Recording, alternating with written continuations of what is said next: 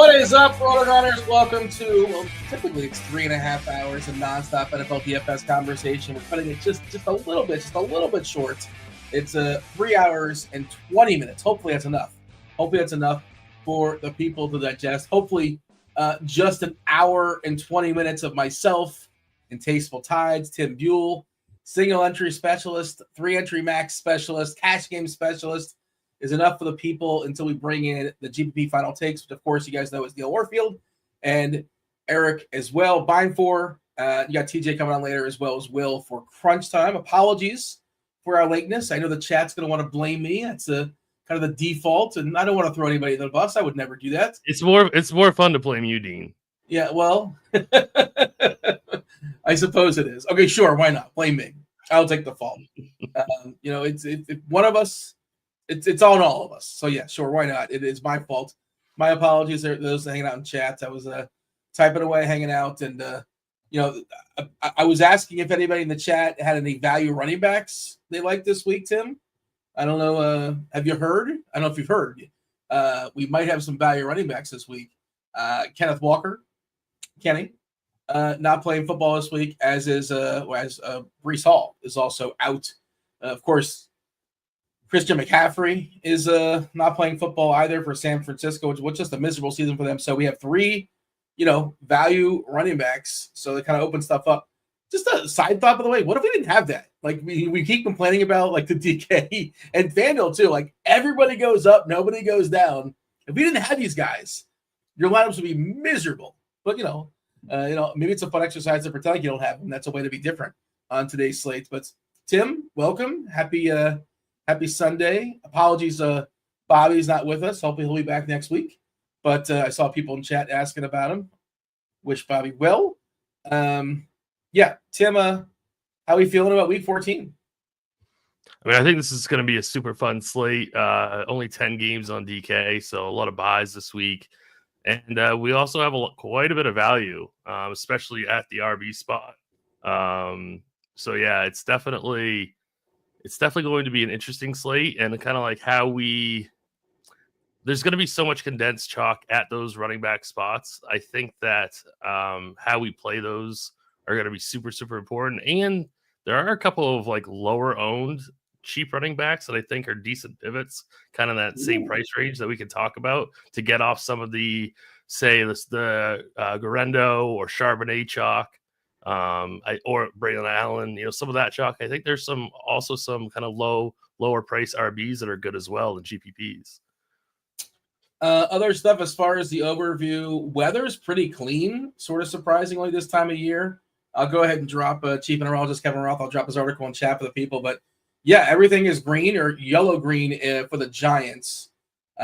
Breezy to start with sustained winds, a bit over 15 miles per hour, gust near 30. So that's the one spot where you might get some wind in New York. Also, Neighbors not officially in. He's going to try to give it a go, and he could be limited. That's sort of where we're at right now.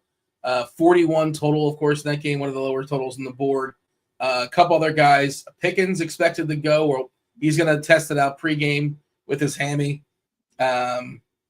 Kincaid not likely to play.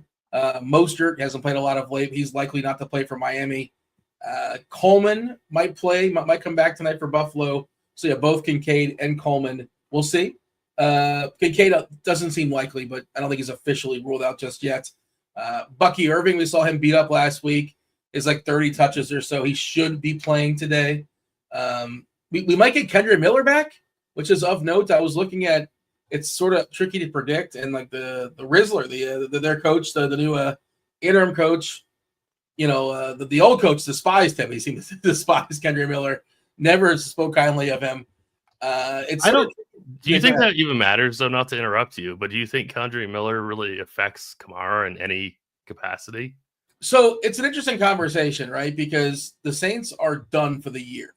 Alvin Kamara is, I think, 29.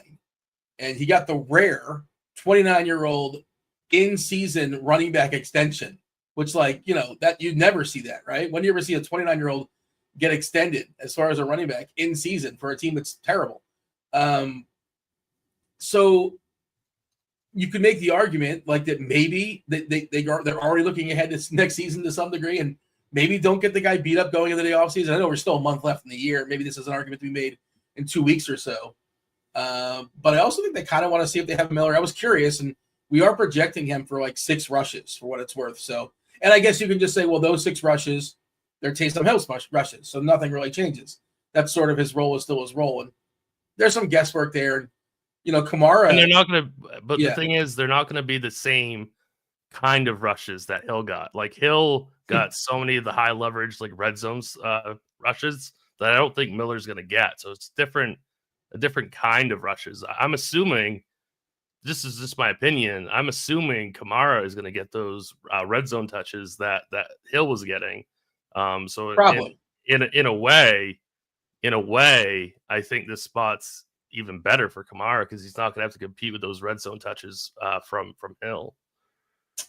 We still only have 10 games on DK. This is the last week. I believe it's the last week of buys. A lot of good teams are not playing. Cincinnati's playing on Monday night against Dallas, right? We already lost we lost Detroit. We lost, Detroit and Green Bay. There's no Lamar, right? We have a lot of pieces that are missing here. 7-3, by the way, is our breakdown. 7 early, 3 late. Not a lot of big team totals, or I guess game totals. I don't think any are at 50 right now. Buffalo and the Rams at 49.5, but Josh Allen has just been, he's the guy, and that's that. And basically, his partners have been worthless as far as stacking with Josh Allen. It's like basically never worked all season, essentially. I think there was a week or so where Mac Hollins might have got there. There was a week where I think Shakir might have got there at 14 or at 13. But overall, it's just been you play Josh Allen, you're playing him naked, essentially. That's the highest, total on the board. We have a rematch of that Seattle-Arizona game that was a whimper in Seattle. I think that was 16-6, if I'm not mistaken. It could have been no touchdowns. It might have been a no touchdown game. I think there was a safety there, like a bunch of field goals, I think. Am I remember that right? There wasn't a lot of touchdowns in that game. Was not a lot of. Remember that was a popular game a few weeks back. Now we're in the dome. We're running it back 44.5. A lot of games in the 40s, right? We have a Philadelphia team that has a team total close to 30, which that should be appealing. But Philadelphia probably not going to get pushed. Jalen Hurts probably going to pump the brakes in the second half. Saquon Barkley, I guess, is the most popular option here on this team. I know you could certainly play Hurts, and it's weird because it might come down to, and there's no way to quantify this. There's no way to analyze it. Is Barkley going to fall down on the 1, or is he going to fall down on the 4, or is he going to take it in from 30 yards away, and it doesn't matter? And that's how you determine if Barkley is a good play or if Hurts is a good play, because they're probably, I think, going to get their 4 or 5, maybe 6 touchdowns, I think, against this Carolina team. But I don't know what to do with that. Maybe we talked about this with Detroit a couple weeks ago.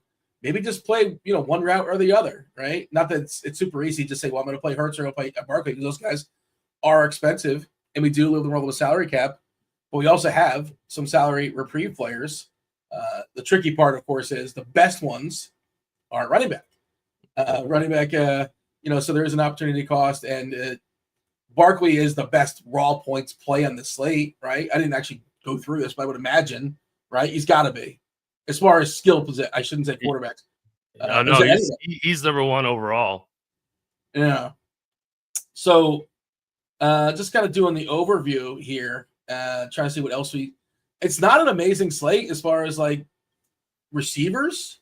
I don't think it's amazing. Receivers really tough, in my opinion. Receivers very, very hard. I don't know of any receivers. Maybe there's 1 or 2. I was kind of going through it. And again, the route is you save money on these cheap running backs, and you hit the mid-tier and maybe 1 upper tier guy as far as receivers. But, previous weeks, it was let's spend up on the running backs. We get the guys we know we're going to get, and then kind of hope you can sort of get there with these goofy receivers. It's kind of the inverse of that. And thankfully, because do you like some receivers that are 4K and under on DK? There's not a lot, right? Not a lot. There's really not a lot. There are a few guys under 5K, right? Yeah. I mean, there are a few guys under 5K, but once you get below 4K, it gets pretty thin pretty fast. So yeah, really nobody under 4K that I'm really jumping to play. I think there are a few interesting options for GPPs, but no one that I'm super confident in.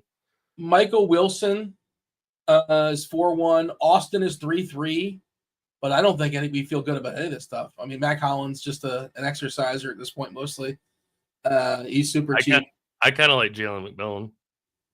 Okay, yeah. I think he's a pretty good play, especially if he's going to be 1 or 2% owned. I think Jalen McMillan is a really strong large field GPP play at 3,500. Did you already mention Calvin Austin? Yeah. I like him as well. But yeah, sure. Large field stuff, but none of these are. There's no way you're playing these in cash. Like you're not going below. I mean, you're probably not going below Elijah Moore.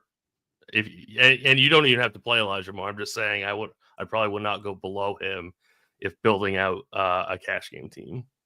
Yeah. We have a 3-3 on DK. Calvin Austin, he's had a few ceiling games.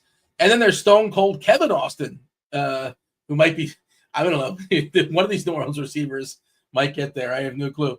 But, it's ugly. It's ugly, whatever's 4K and under as far as receivers. It's really, really lacking.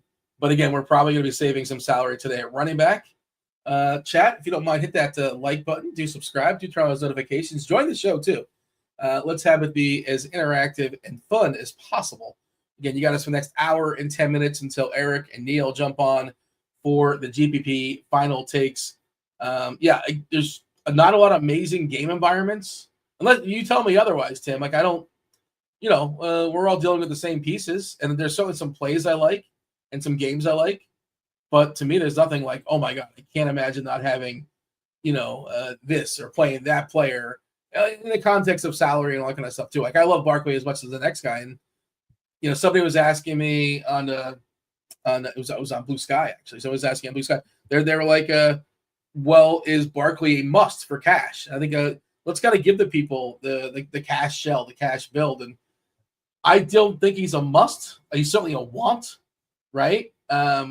He's in there's 4 or 5 running backs. You're picking 3 of them. Can we say that? It's for sure, a 3 running back week. We can say that. Oh yeah, that's not even a question. So yeah, you're 100% playing 3 RBs in cash. Seeing TJ in chat. Wow, man, TJ, he's had a hectic morning, and it's super early for TJ over there in Saskatoon, Saskatchewan, Canada. His wife. Wow, he had to rush his wife to the hospital to get her appendix removed. Wow. That is. He says everything's okay. Okay, that's good to hear. Best wishes, TJ, to the fam, to your wife. Hopefully she's okay. Is TJ in the hospital right now, producing from the hospital? That might be happening. I'm not sure, but wow. I'm glad to hear everything's going to be okay. But that is a wild way to wake up, man. Geez. Yeah, sorry to hear that, TJ, but I'm glad everything's okay. All right. So 3 running backs. I think every lineup I make today, and again, I know that's a way to be different, right? To play 4 receivers and 2 running backs. But I'm just going to be I also, and you do the same thing, most of my lineups I'm catering to, I'm playing against 500 people. I'm not playing against, I'm not the million maker. I don't have that dream, and I'm not besmirching it. That's your dream, by all means. Have at it. Chip in the chair, enjoy yourself. You want to shoot for 40% up top. We all have different goals. But do you really not ever throw any teams in the millie? No. Sometimes I'll have tickets. I also have tickets, and I'll win tickets, and I get upset when I win tickets to something. It's like, oh, man, I won tickets to this nonsense tournament that's 40% up top. I never would even went for these tickets if I knew that. And sometimes at the start of the season, because I guess the millie maker is bigger, it'll be only 20 or 25% up top. And then maybe I will. But, yeah, I mean, it's just not. I've done it before, but it's not the. I'd rather spend money elsewhere. That's all. I'd rather. No, I mean, play different contests. Long term, you're probably making a better ROI move. So, I've probably been over the course of my DFS career, however you want to say, I've probably been too conservative as opposed to I've been more risk averse than probably I should have been. And I think it's a risk averse thing that I'll play the money maker. And again, I'm not saying people shouldn't, because again, we all have different goals. And if your Sunday is sitting around watching Red Zone and you have your dream of winning the million make, by all means, go for it. Have at it. I don't, that's instead of spending $25, $30, $40 to the movie theater, spend $25, $30, $40 on DFS, and it's entertainment if you want to see it that way, and maybe you can get a nice return out of it as well if things go crack your way. Did you play? I feel like you don't either. Am I wrong to say that? No, I always play it. Really? Yep. Like, even so, you just like. I'm not saying you're wrong. Mathematically, you're most likely correct, but I always just put in one entry in there. Okay. Yeah. Yeah. All right. Fair enough. Yeah. Again, I don't. Yeah. Whatever team I'm playing in single entry and 3 max stuff, I just throw it in the middle also. Just in case. Just in case. Yeah. It's just one of those things like, wow, I won $10,000, but like I could have won the Million Maker, and then just like you miserable the rest of the day. Like you can't even enjoy it. I don't even want to know. It's like that would be such a horrible loss. I would feel so horrible. I did have one of those, like was it last week or so? Last year in basketball, I think it was last year, where I typically enter a certain contest, and depending upon if the entry fee is like 30% up top or 20% up top, and I didn't realize after it was sold out that it was only 20%, and I would have won like $100K, and it was like, I couldn't enjoy. So you're never happy. You are and you aren't. But it's like, yeah, that would have been nice if I entered the stuff I normally enter, but I didn't do it because I misread the lobby. Any events. Anything else overview wise we think is worth mentioning? Did I mention all the players that are basically in or out? We mentioned Walker, of course. We mentioned Hall. Well, and I think Neighbors is kind of somewhat important. Like, not that he's going to be chalky or anything, but he's going to play. But I think he's going to be limited. So I think that's important, just to know that. That's the reports that he's going to try and play, but might be limited. Because I had a little bit of interest in Neighbors just because of getting a little correlation with Kamara. But it's definitely one of those things where I'm probably going to be fading him. So now because of that report. Yeah, and like I just saw a comment chat by Herbert, Neighbors all unders. Yeah, like I think there's a really good value on Neighbors unders right now. It's in like the mid 60s. I want to see I wonder if that's still available, because the reports didn't look great. Like she's going to try to, and the Giants are going nowhere. There's really no reason to push him, right? It's also windy in New York too. That might help Drew Lock go from a ball that was not going to be close to receiver and maybe push it to him. Considering Drew Lock's skills. But the other thing is like, let's say he doesn't play for whatever reason.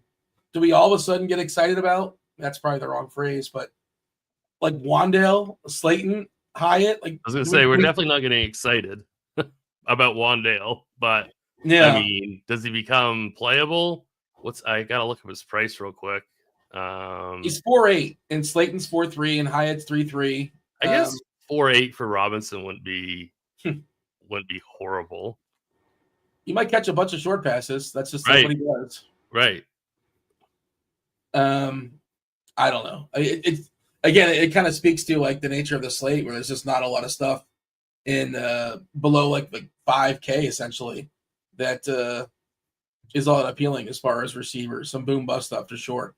Do you want to touch on cash game builds, if you don't mind? I know we try to start with little cash game stuff. There's people out there still grinding the cash games, and you could use that conversation for how you apply your tournament lineups. But yeah, cash game. Let's start with quarterback. Yeah, so I think quarterback's somewhat challenging this week in terms of GPPs and cash games. I think if I have all the money in the world, which if you pay down at running back and like a wide receiver spot, you can play Josh Allen this week at 8K. Definitely, I think he's definitely a viable choice. Optimals love Kyler Murray this week at 6K. I think he's completely fine if you don't want to quite use that much salary on your QB. You could go down to Murray. I know the Blitz really like Sam Darnold. Game in a dome, 6,100. Atlanta gets basically no pass rush, so he should have a clean pocket. He's got really great weapons. So I think Sam Darnold is fine at 61. It's kind of a toss-up, both in projections and in my mind, like what to do between Murray and Darnold. I think Darnold might be safer, but it's pretty close. So, and then did you mention Levis? I was just gonna mention Levis at 5K. Yeah. That was the next guy I was gonna mention. I don't want to play Levis in cash games. I know he's gonna show up in some stuff. That's fine if you want to go that way. Yeah. I know that Ridley's gonna be popular. I know it's a pretty decent spot. Levis is just so prone to making mistakes, and I could just see this game just not working out for him. I'd almost rather play Aiden O'Connell at 4,800 in a really good spot. I like them. Yeah, I mean, look at how Myers and Bowers are projecting, right? I mean, obviously we're expecting the Raiders to be throwing a ton in this game. So, I mean, and I like I like the weapons better than what Levis has. So, I mean, I don't know. I'm not playing, for the record, I'm not playing Levis or O'Connell in cash games, but I am seeing them pop in some optimals. Have you settled where you're at, or you're still kind of debating? No, because I'm deciding between Allen, Darnold, and Murray. Those are the three guys that I'm debating right now. Interesting. That's a 2v2 or a 3v3 because if Allen's at the same price, obviously. Right. Yeah. I have to decide what I'm doing at running back, really. And then FanDuel, real quick. I think that you're playing Jalen Hurts. I think or Allen, one of those two. Josh Allen, yeah. And I also think that you can play Sam Darnold just because he's super cheap. He's 7,600. So I really don't mind Sam Darnold in cash games. And I don't mind Kyler Murray, but really, I think you should be playing Hurts or Allen. And right now, I'm leaning Hurts. Optimals love Hurts and Barkley in the same team. I'm a little bit concerned about that. Get all the touchdowns until Kenneth Gainwell steals a couple. True. I mean, you are going to get all the touchdowns if you play Hurts and Barkley, but I think I'm going to lean one way or the other. I think I'm going to go Barkley and then play Allen. But I'm not 100% yet. Yeah, and I think on DK, it's from what you're hearing, like it's kind of the last thing you plug in almost, right? As far as quarterback in cash, is it just like whatever's left? I think. Yep.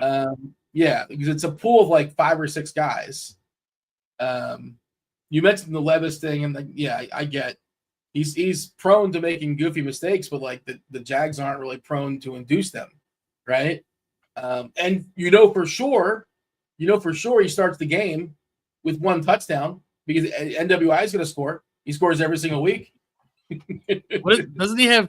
I read he has 20 catches and 8 touchdowns. That is correct. 40% of the receptions. That is insane.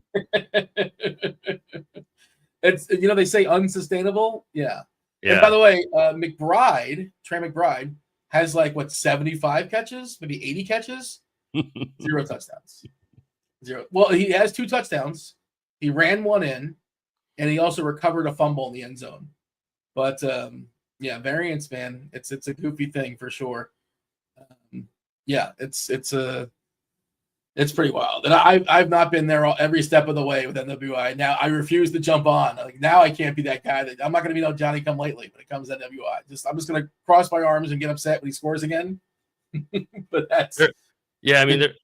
Just to get back to quarterbacks real quick, there's not a lot separating between guys in that 6K range like Murray, Darnold, Mayfield, Tua, Caleb Williams, Purdy, Geno. They're all pretty much right there. So if you just land on somebody in that spot, I really wouldn't hate it. There's not one of those guys that I would say no, you can't do that. So yeah, it's pretty gross. Not a lot to love. Not a lot of conviction in terms of cash game QBs. So there are cash game running backs. Yes, there's too many of them. More. If you can make too many running backs. It's sort of tricky because somebody was asking about it, and like I'm not playing cash today, but I still sort of want to do the exercise and make the build.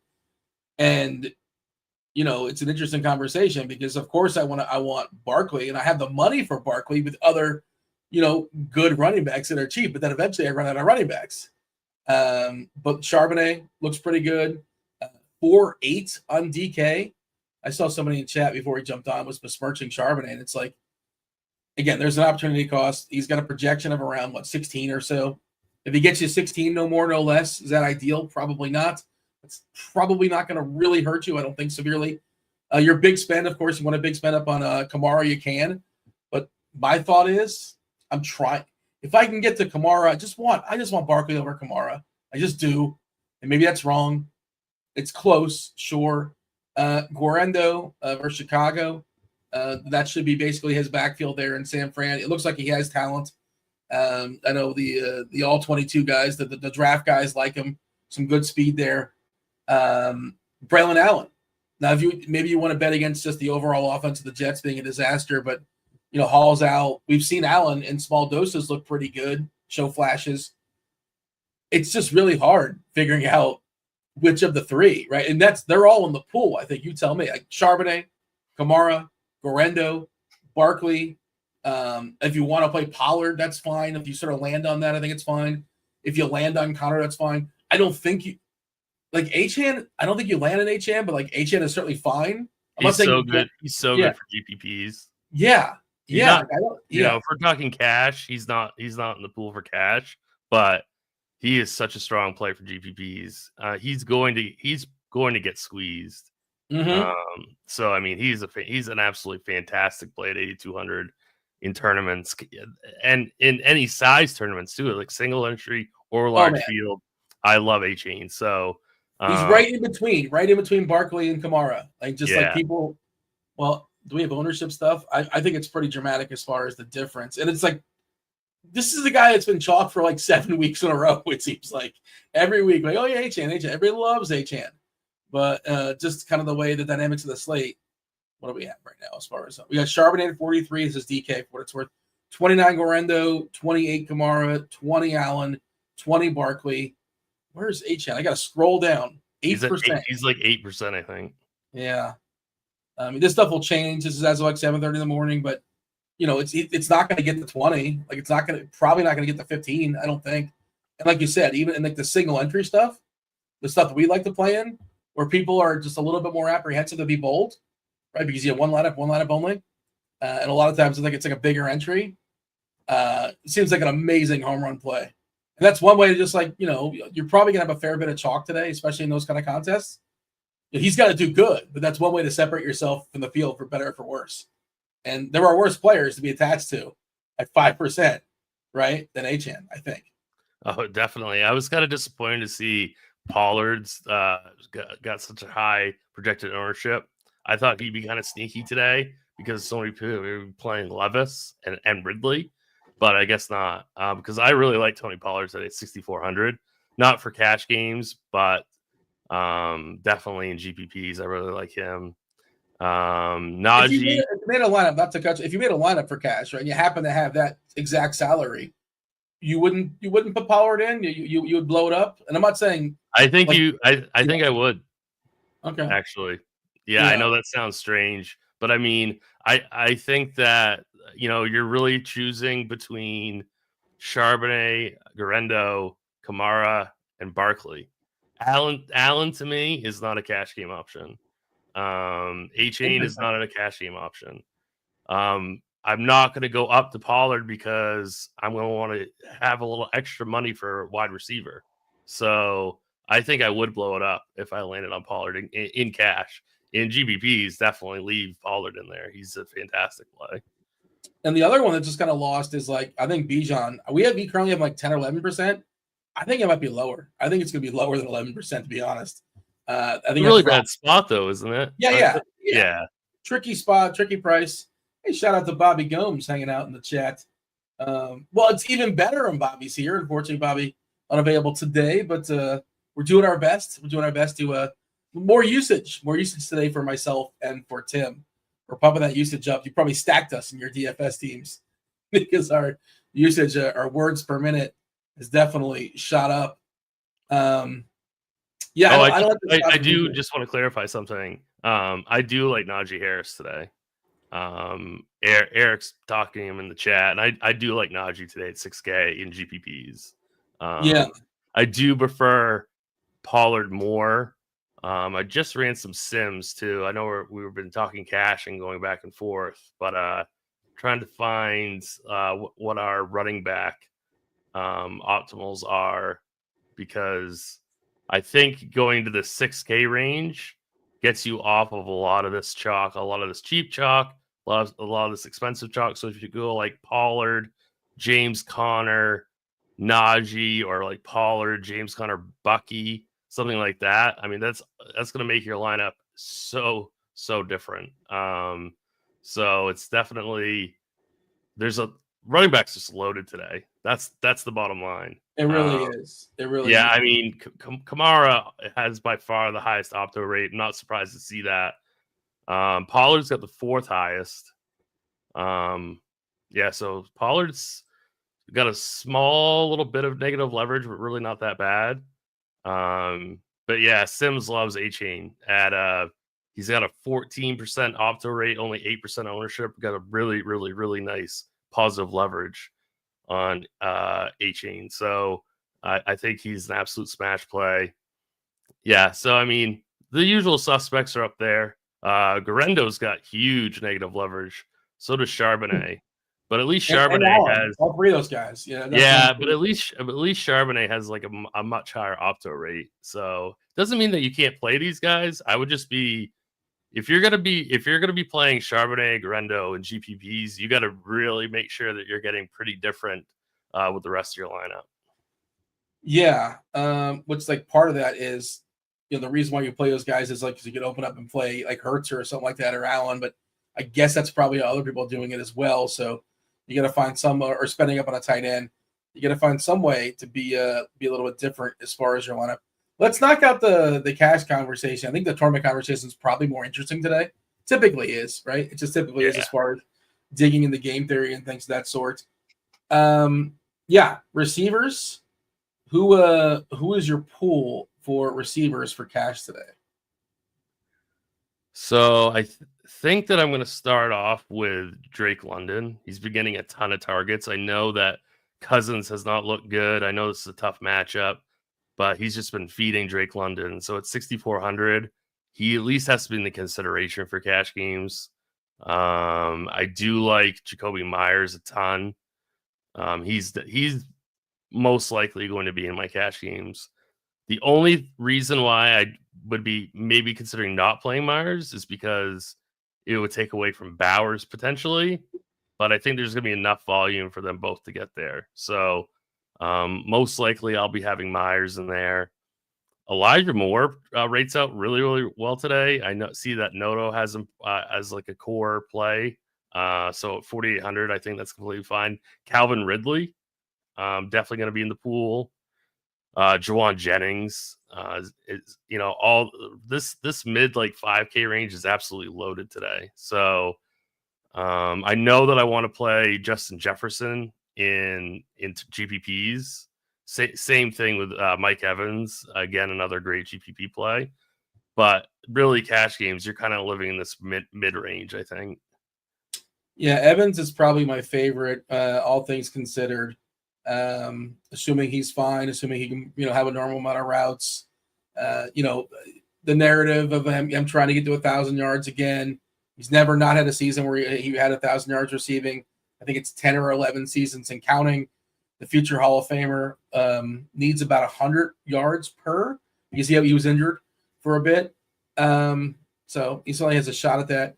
I'll tell you the one I don't really like for tournaments is Jacoby Myers. I just you don't have faith in O'Connell, I'm assuming.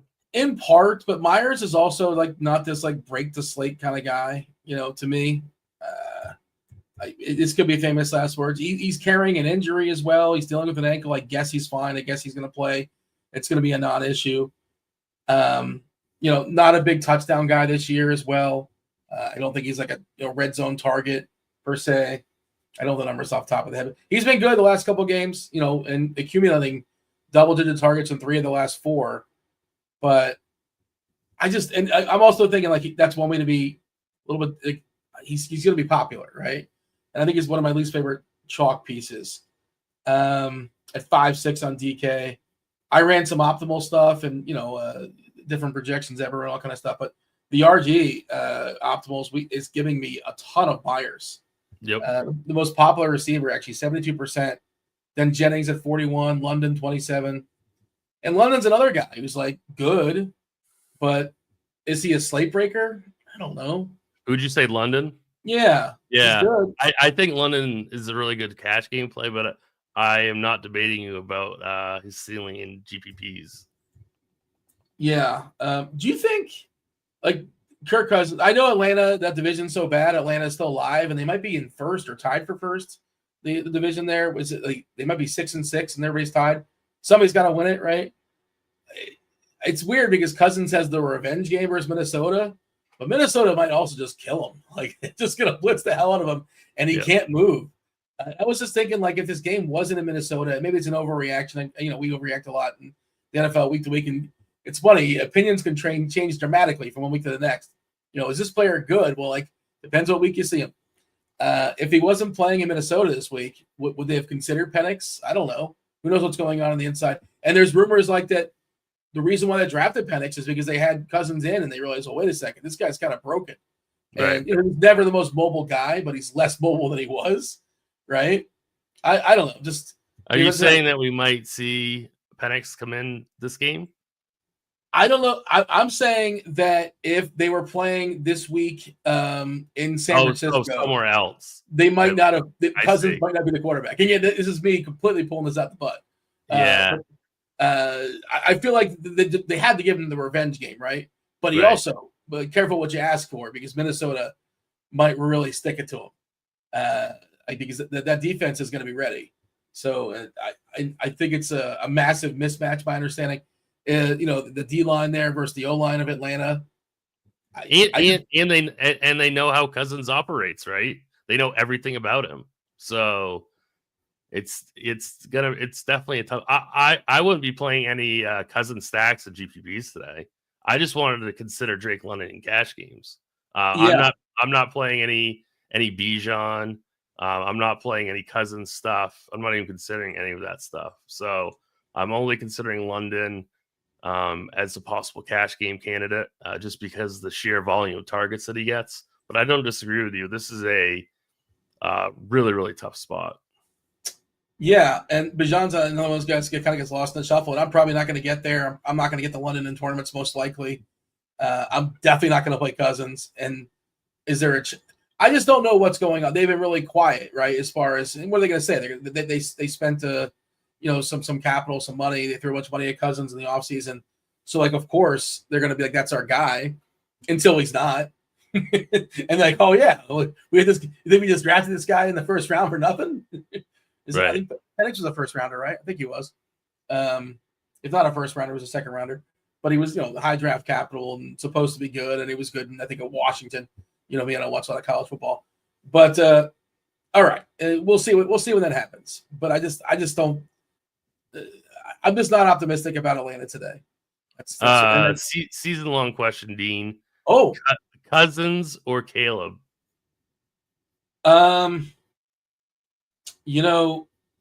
Without Bosa, that San Francisco defense has not been very good. You have the new coach narrative too. If you want to, the new coach smell, right? You get yourself a couple weeks of new coach smell. New Orleans, it's worked out for them as well.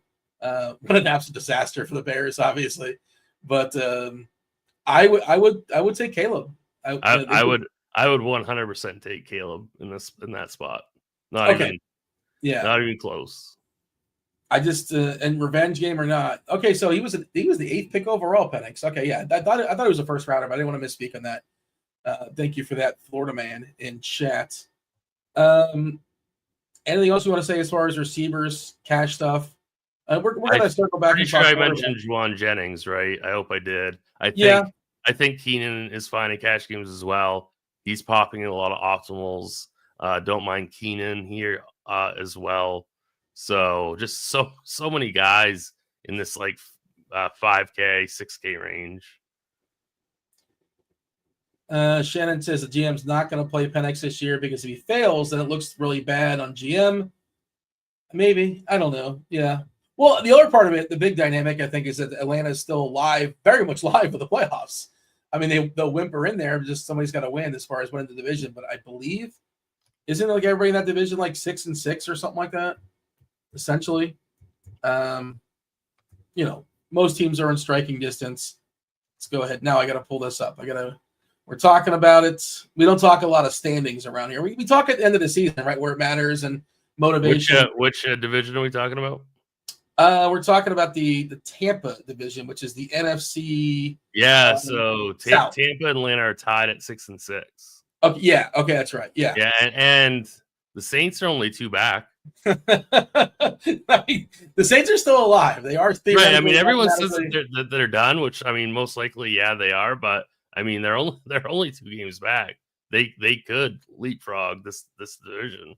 They won their first 2 games of the year. And they scored. Everybody thought they were so good. Well, their opponents were like the Cowboys and the Bengals, I want to say. I feel like that's what they played. Out of the schedule put in front of me, but that's off the dome. But they scored like 100 points the first 2 games. They were 2-0, and everybody's like, "Wow, the Saints crown this team." And then they lost, I think, 7 in a row. Obviously, some injuries. Yeah, and I think they won a couple since the addition of the new coach Smell of the Rizzler. Ironically, one of the first things he did as coach, I think, remember on the day of his first game was he had to use a plunger on the toilet. And I don't know why that's made me laugh, but that's where my brain went. But he's a hell of a leader, hell of a coach there, the Rizzler. Okay, back on track. Tight ends. Earlier in the week, it's like, a fun way to be different in the slate would be to spend up on a tight end. And I know a lot of people like to spend down. I like to spend down too, like when you can do it, when you get away with it. But a lot of times you're getting yourself 2, 3, 4 points and, just hoping everybody else hits for you. I kind of like spending up a tight end as like a separator, because you can get Bowers, you can get McBride, theoretically like 10, 15 points from the field or from most players. And that's huge as far as separation. Bowers is going to get the all-time – he's on pace for the all-time, I think, reception record. I'm not sure if it's just for rookies, for anybody. For rookies, like for sure, he's on pace for that. That record is being held by dude for the Rams. He just said it. I'm forgetting his name for some reason. I don't know why I'm losing his name. The receiver for the Rams. What? It's not Puka. Yes, Puka. It's Puka. It's not Cooper Kupp. It's the other guy. TJ says, I don't think Dean knows who the actual Rizzler is. It's like that 11-year-old kid that does the faces. Yeah, I know who he is. Nailed it. Nailed it. I've never heard of this person. Tim does not know who the Rizzler is. I don't think I want to know who this person is. Do you know about Tim? You know about AJ and Big Justice? Oh my god! No. Boom! How many booms? 5. Tim has no idea what we're talking about. I got nothing. I've never heard that. I'm not proud of this. I want to be very clear. I'm not proud that I know who AJ and the Rizzler and the other guy, Big Justice. I'm not. I don't know. Are these people wrestlers? Well, it's funny you say that. That's not how they got famous, but apparently AJ or Big Justice was like on the wrestling scene or the indie scene, trying to get big for years and years and years, but eventually he broke through by making a video at Costco. I don't know why I know this. I don't want to know this. It's like, I hear about the Kardashians. I don't want to hear it. You want to know this. No, I don't want to know about Big Justice. I don't want to know about the Haktua girl they're talking about in chats. Apparently she had a coin out there that a lot of people spend a lot of money on. I did hear about that. Yeah, like with all due respect, if you're spending your hard-earned money on a Haktua girl, that's on you. With all due respect. What a sentence for 2024. If you're spending your hard-earned money on Haktua girl. Well, you gotta check out. I don't know if the videos have hit Maine yet, but you don't have to do it. Actually, you're better off not. I'm not going to. You're better. Yeah, they went to Costco and they like the chicken bake. And everything gets 5 booms. It's ridiculous. I shouldn't say anymore. You don't want to know. If TJ had the ability to make a poll, he'd make a poll and ask the people if they know who the Rizzler is and all these characters, but they've infested social media. Anyways, tight ends. Who's your tight end cash pool today? Well, it's not really a pool being in cash. Oh, yeah. I mean, it's one person. It's just Brock Bowers. He's the best. Yeah. Really I mean, I personally think if you're not playing Bowers in cash, then you're playing cash games wrong. At GPPs, I think Trey McBride is a fantastic pivot. I also like Jonnu Smith quite a bit in GPPs.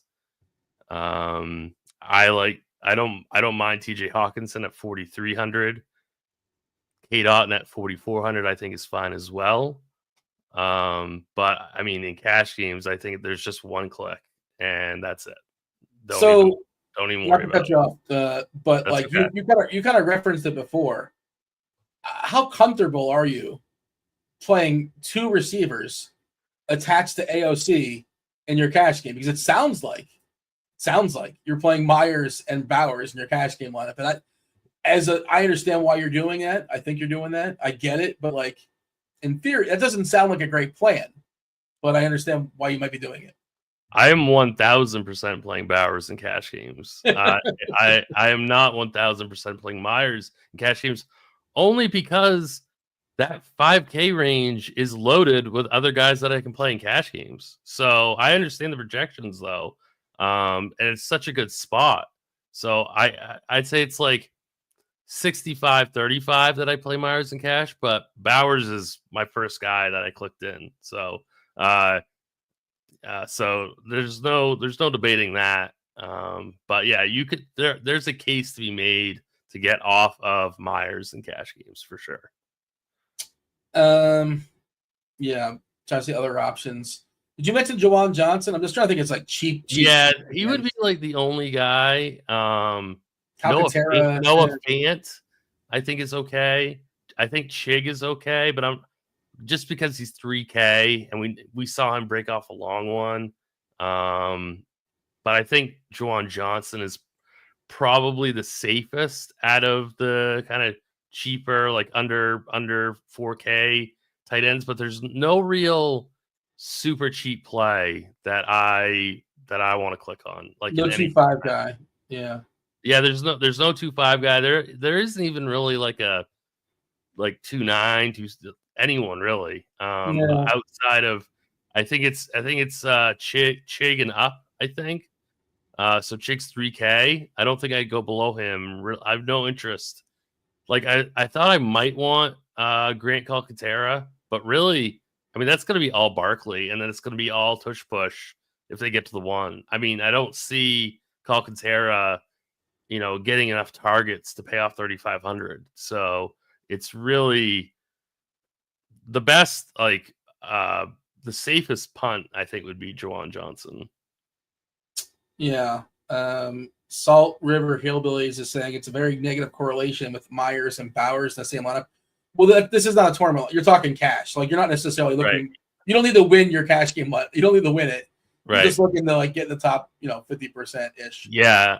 Yeah. So. Yeah. You're not worried about that. It's hurt, but you don't care about that. I don't. Is that fair to say? Play Aiden O'Connell in cash and then throw it in tournament lineups too. Oh boy, well, why don't you if an Aiden O'Connell double wins the tournament today, I'm going to be rather salty about that. Anything else you want to notice as far as cash? We'll kind of circle back and talk some tournaments. See if we get a refresh here on ownership and things of that sort. But I think we kind of gave a good thought process when it comes to cash games. Yeah, Bobby's saying you guys know the divisions. Just because you don't, Bobby, doesn't mean that we don't. Okay. Yeah. Well, I know them. I haven't been involved in the standings. In my head, I have teams that are certain. I kind of know where everybody's at, but there's probably a couple teams that'll surprise me as far as their record. Do you have a team, Tim? Do you have a football team you root for? You don't have one, right? Were you a Patriots fan at some point or no? No. Not even a fake one, like when the bandwagon when they were good? No. You weren't that guy? No, I just always just root for the team that I bet on. When you were 15, you didn't have a favorite team? No. It's so strange. Yeah. Tim doesn't like fun. He's a strange guy. Yeah. That's TJ. Is that me or is that odd? That's kind of odd. That's Figured odd. yeah. I don't was think it's odd. I don't think it's odd to not have one now. I think it's odd Sure. to not have one growing up. When I was a kid, I really liked the 49ers. I loved Jerry Rice and Steve Young. Those were my two favorite John players. Taylor. Once those guys were done, I was basically done being a fan of a team. That was it. You were out. That was You it. didn't move on. Yep. Interesting. Okay. It's a good thing you're not a Niners fan now because I even had the Niners starter jacket, Dean. wow, the starter jacket. Yep. That takes me back. There you go. Shout out to the starter jacket. TJ don't know about that starter jacket. Actually, I think it's done some retro stuff. I think it's probably made an appearance here and there. Okay. Quarterbacks for tournaments. Let's go ahead and hit a refresh as far as ownership stuff. Murray, Levis are our most popular, but it's pretty close, right? Murray, Levis, Darnold, all around 10 or 12%. Caleb at 8.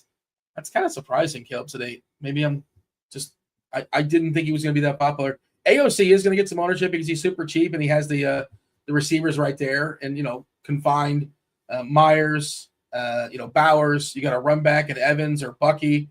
You can make yourself a nice little game stack. Have you figured out, have you locked in? You generally make a 1, 2, 3, single entry contest lineups, or just one today? What's the plan? And do we know who that quarterback is, or how that stack is going to be the foundation of that stack? I have not made up my mind yet. I'm going to make one cash game team and then just one single entry team, which is usually like a 3v3 of my cash game team. So, I'm kind of liking Caleb Williams today at 5,600. He's definitely in the pool for my single entry team. Who do you pair him with? Keenan and definitely Keenan. I don't know if be a double or not necessarily. I don't think it has to be a double. I think you just go straight Keenan. It is a later game. I think Moore is dealing with something. I assume he's going to play. I think he's going to play. Yeah. And he's kind of stunk for a long. He was bad, and then he had a good couple weeks recently. I guess I shouldn't say. Yeah, actually, I bet his season long. I bet his season long under yards on Keenan. That looks like a winner. So, but I think Keenan's a really good play today. So I'm leaning to Caleb right now. Interesting. I really like Kyler doubles. Those are showing up really well in the Sims with like McBride and Harrison. So I do like Murray quite a bit. Murray's got the highest auto rate according to Sims. So that Arizona stuff is simming quite well right now. So he's definitely on the list. He's also on the list for cash games. I think going like Sam Darnold, Justin Jefferson. I don't mind that either. I think that's a pretty nice play. I wouldn't mind going Darnold, Hawkinson, Jefferson. The problem is if that stack, if Minnesota's doing well, I don't know if Atlanta could push them because Minnesota's defense should really crush Cousins. So I don't know if they'll give enough pushback. So I'm a little bit worried about that one. I guess Baker Mayfield's fine as well, with some Mike Evans, maybe some Cade Otton. I think you could pair him with Bucky as well. Yeah, sure. Yep. Like those two. With Bucky. Yep. Yeah. Bucky and Evans. And I think another quarterback that's somewhat interesting is Geno because Charbonnet is going to be so popular, but they do use Charbonnet in the passing game. So, and these Seattle pass catchers are not going to be owned at all. So I think Geno with like a Charbonnet, I don't know, probably a Metcalf. I got to check. Metcalf's price 6,200. We haven't seen him in a while. We haven't seen a big Metcalf game. Yeah, I know. In a long time. What about JSN at 6,300? Only gonna be 7%. So if you went like a Geno, Charbonnet, JSN, You got some really nice run backs with Arizona as well. Like you could go McBride, you could go James Conner, you could go Harrison. But by going Geno and JSN, you're getting off a ton of ownership. Ian's still playing a very, very chalky piece of Charbonnet. But that's okay. Like you can play Charbonnet today, despite his huge negative leverage. Just get off the chalk somewhere else by playing a Geno, a JSN, a Metcalf, something like that. I mean, I'll see. I have not settled just yet either. I'll figure it out to the show off, obviously, but I have some ideas. But like a naked Hurts is always something that I have no issue with. A naked Allen, no issue with that. And like AJ Brown and Hurts is just like, if you're not going to play Barkley and they're going to score 4 or 5 touchdowns, I don't know how they're going to get them. But maybe AJ Brown catches a couple. They're not going to throw the ball in the second half. Okay, maybe AJ Brown goes for like 5 and 110 and 2 touchdowns in the first half, basically. Maybe. I don't know. I'm trying to tell myself that story. Of course, salary gets squeezed, but then you do have some salary savers. You got to be a little bit different around that. But it's really wide open. By the way, Bobby in chat with the most humble of brags says the actual Rizzler follows me on Instagram. I met him. He took a pic with my kid. And he says, Dean could be the Rizzler in 50 years. The Rizzler's younger than me now. I don't understand. The Rizzler's like 10 or something. I don't know how I could be. I'm going to like do a Benjamin Button. I'm going to go backwards. I don't know how that works. But I don't have that ability to do that. But fair enough. Yeah, JSN has passed Metcalf by in salary. And fully justified. I think it's fully justified. I'm not saying that like he's a better play today, but I think he should be more expensive, and he is.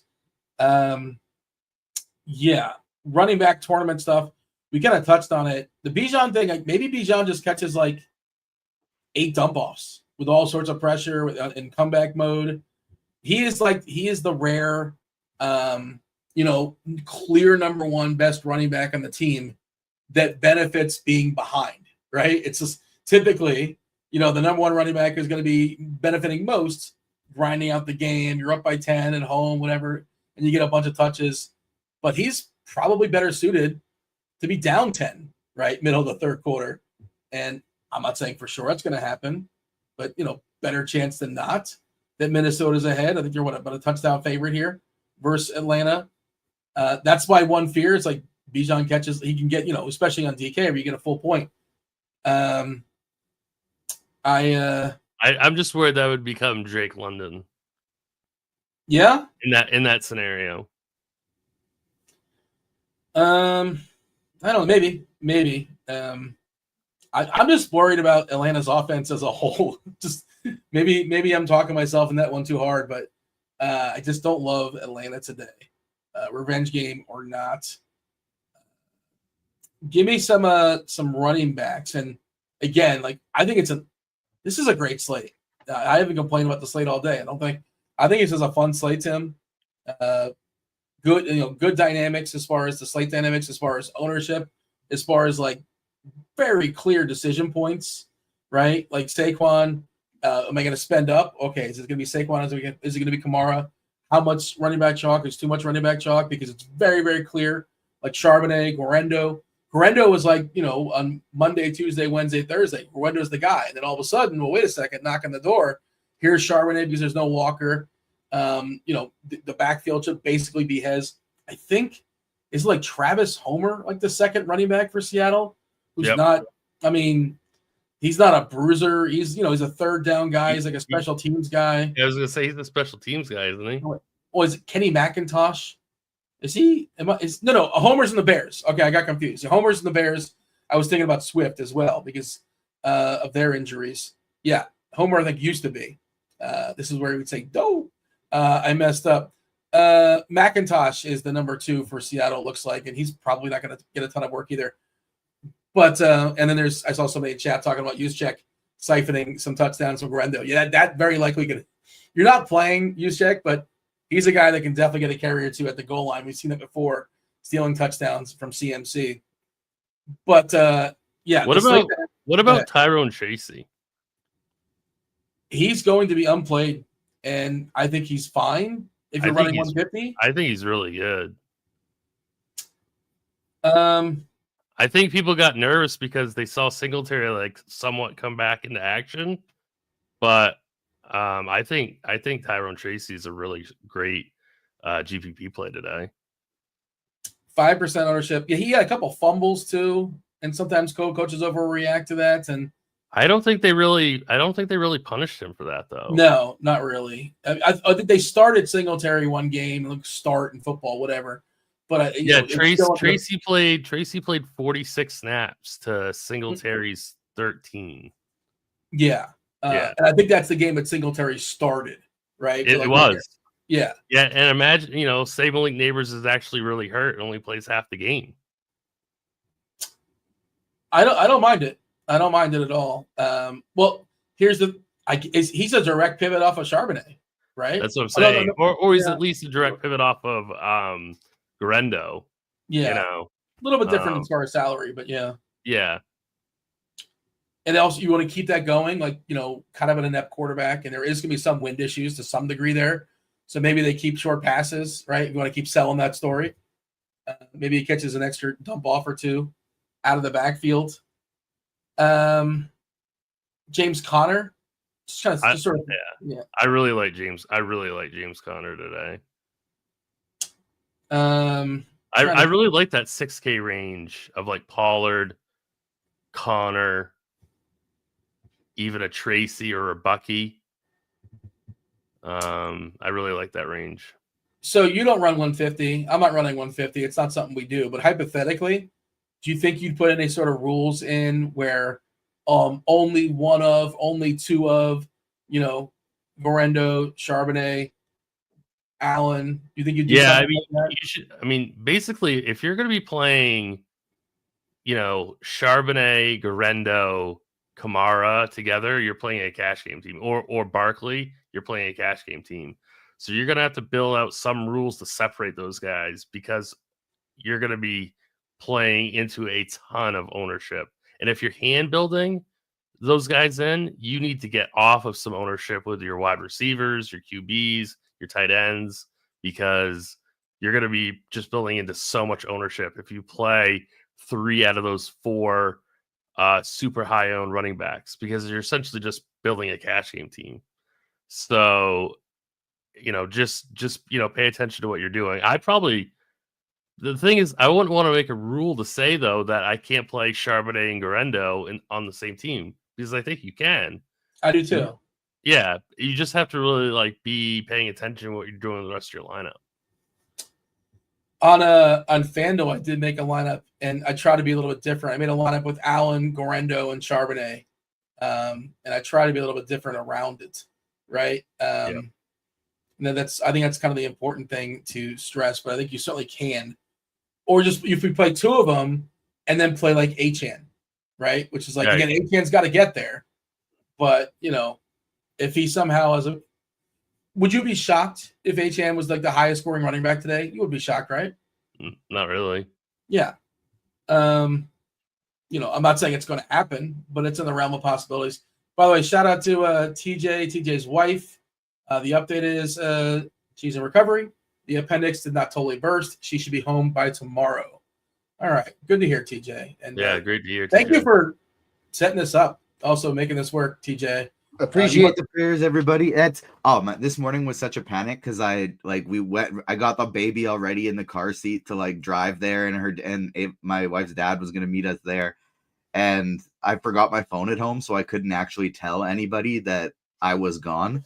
And then as soon as he was there, everyone else was there, all set up. There was a support system. Drove back home as quick as I could. I'm gonna go back this afternoon for a little bit too, but it was a pretty chaotic morning.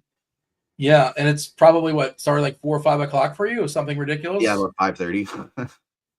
And she just wakes you up and says something's wrong, that kind of thing. Yeah, man, that's a tough way to wake up. I'm glad.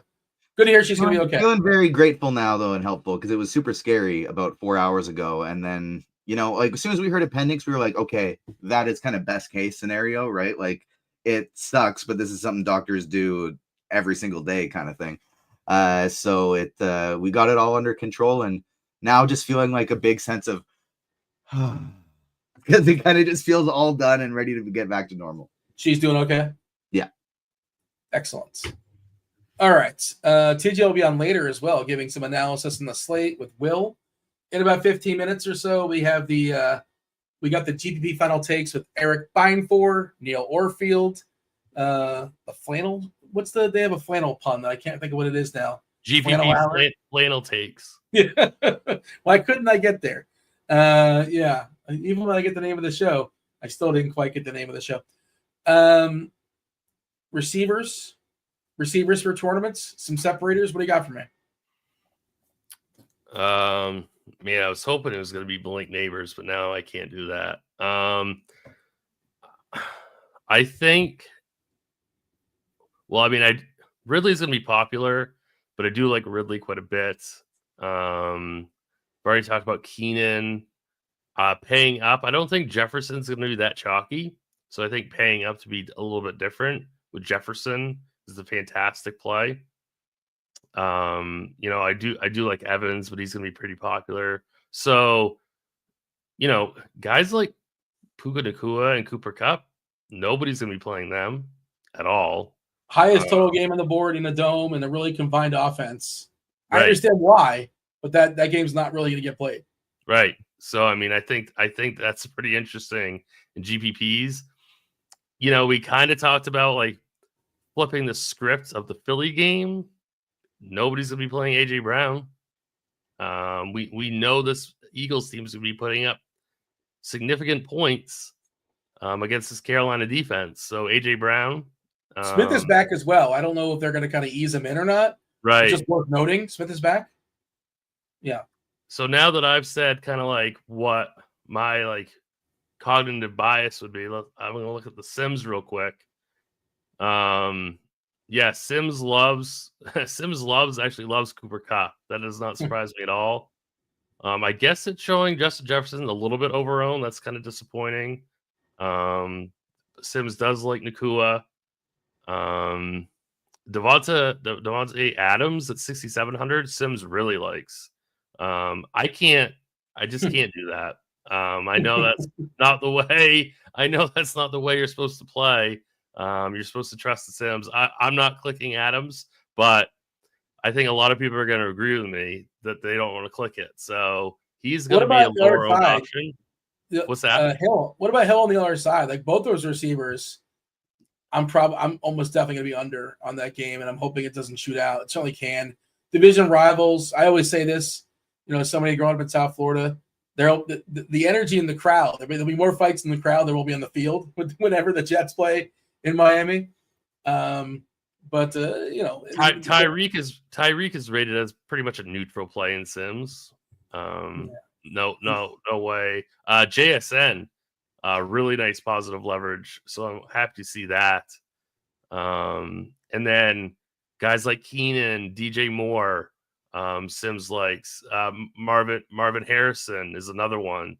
So again, like maybe these Caleb or Gino or Kyler doubles, they seem to be all simming pretty well. Jerry Jeudy, huge negative leverage, but he's gonna be pretty popular today. We haven't talked much about that game. The Blitz has that game as the most projected plays out of any game on the slate. We've seen Jameis just absolutely just be like a video game numbers, right? Like 450 passing yards, just chucking the ball over the field. He's got two pretty cheap options in Judy and Elijah Moore. We could run it back. Yeah. We could run it back with George Pickens, assuming he plays, Harris. or Calvin Austin. Yeah.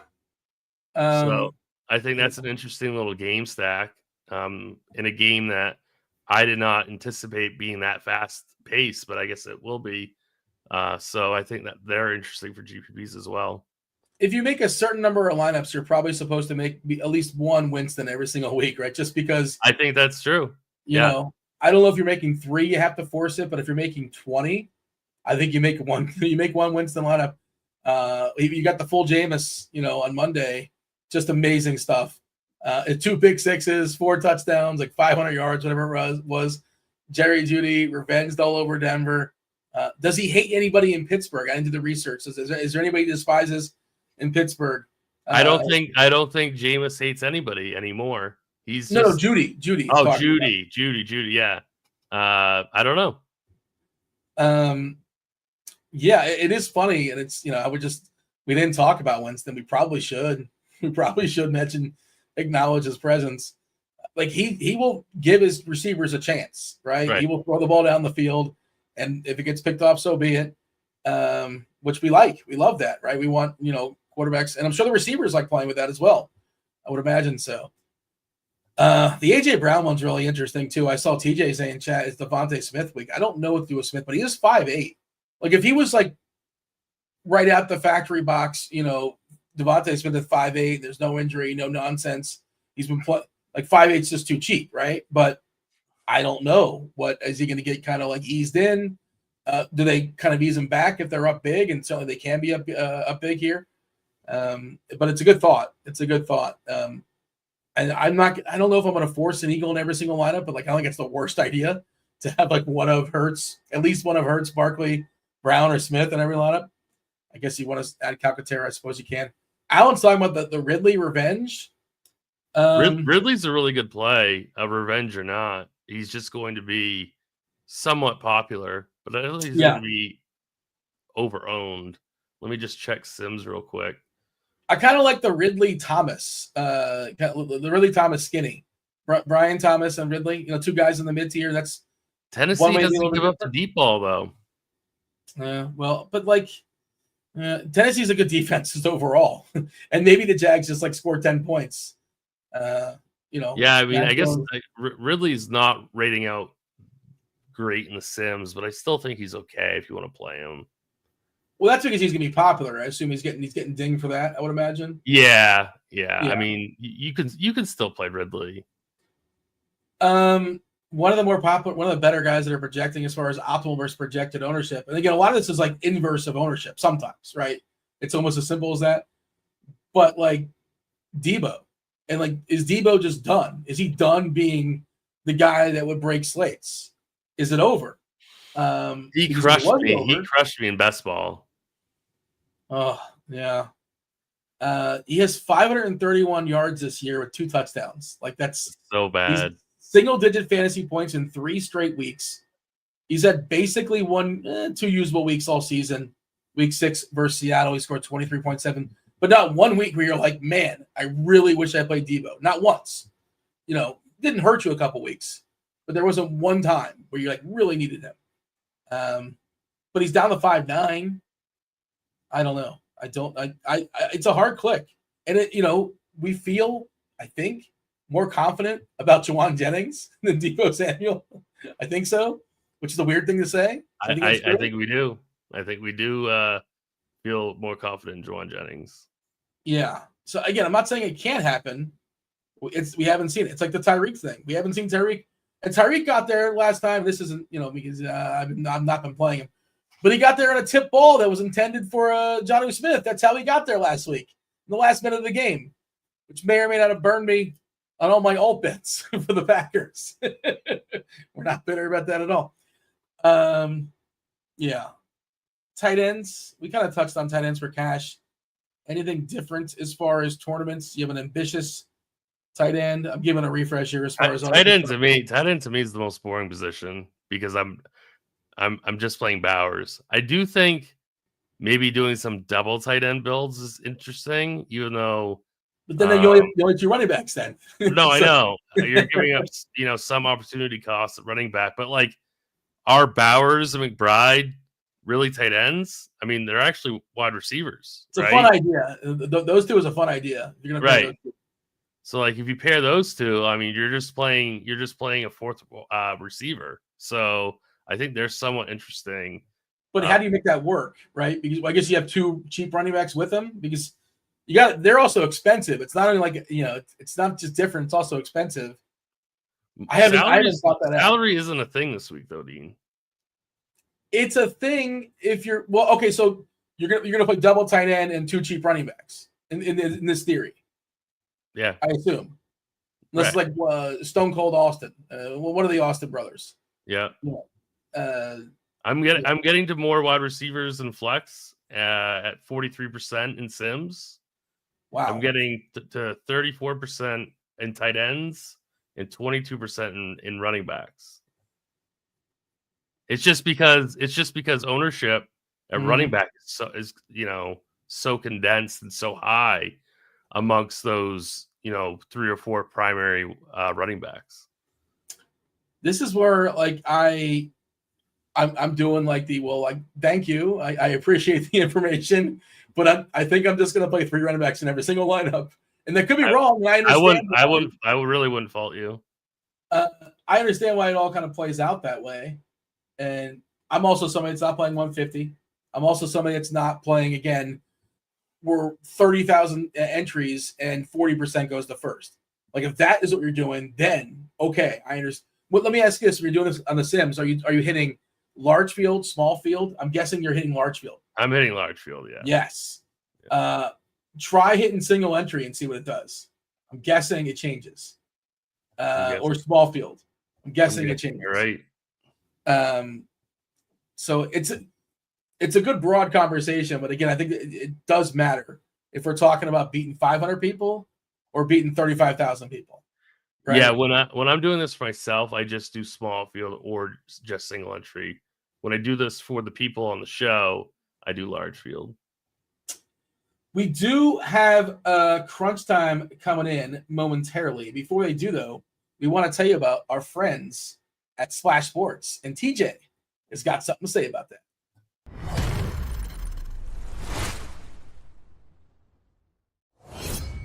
What up, everybody? Chop here with a quick picks slip I'm going to give you for this weekend in the NFL. I'm going to start off in the Carolina game with Saquon Barkley over 112.5 yards. I like this number. He's hit this number 3 of the last 5 games. I really think they want to get him that NFL rushing record, so I think they go out of their way to get him some extra yards in games like this where they can control the pace. Next up, Rome Odunze at San Francisco, under 39.5 yards. Since the new offensive coordinator took over, he's gone under this number 2 of the 3 games.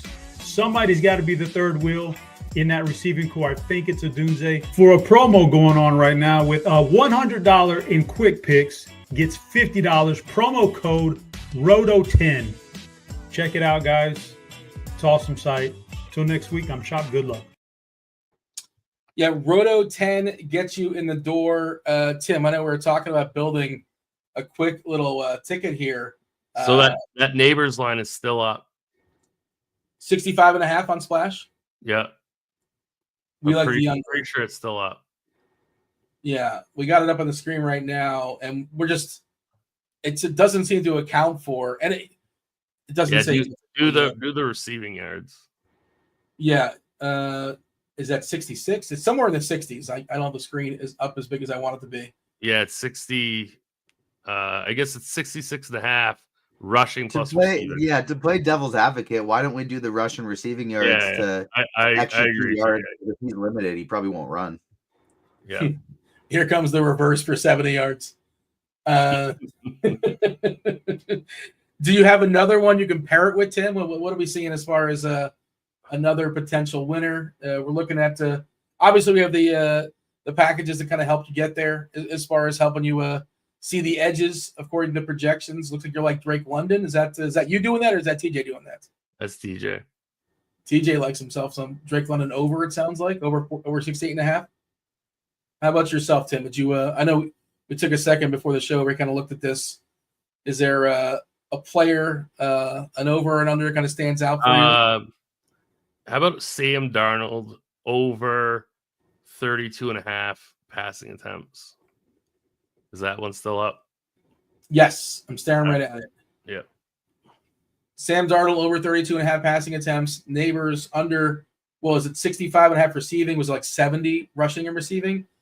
And then if you're trusting the TJ, it looked like TJ was giving us London. TJ, you like London over? Is that correct?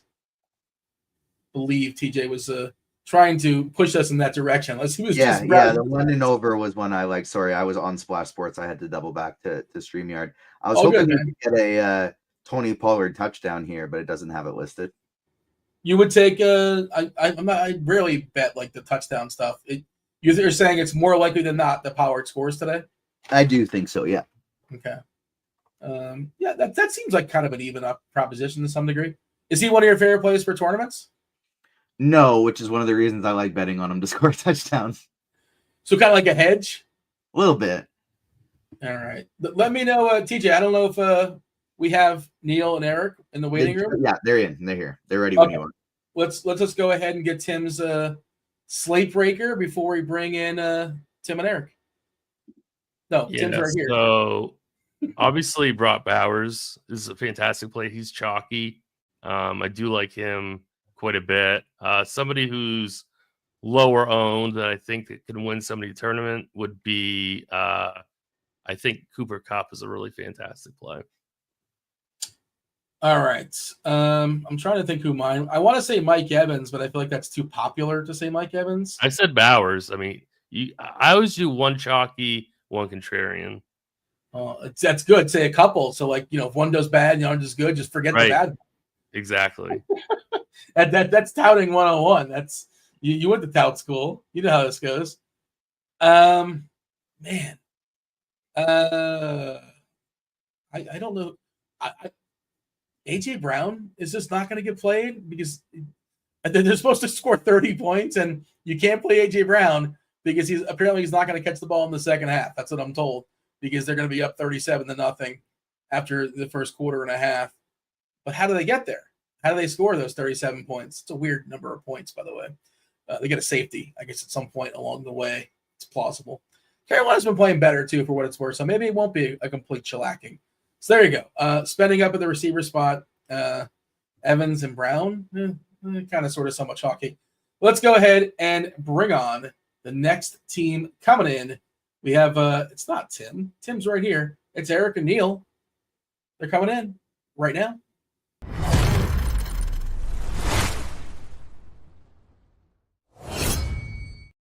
GPP Final Takes, flannel takes, if you will.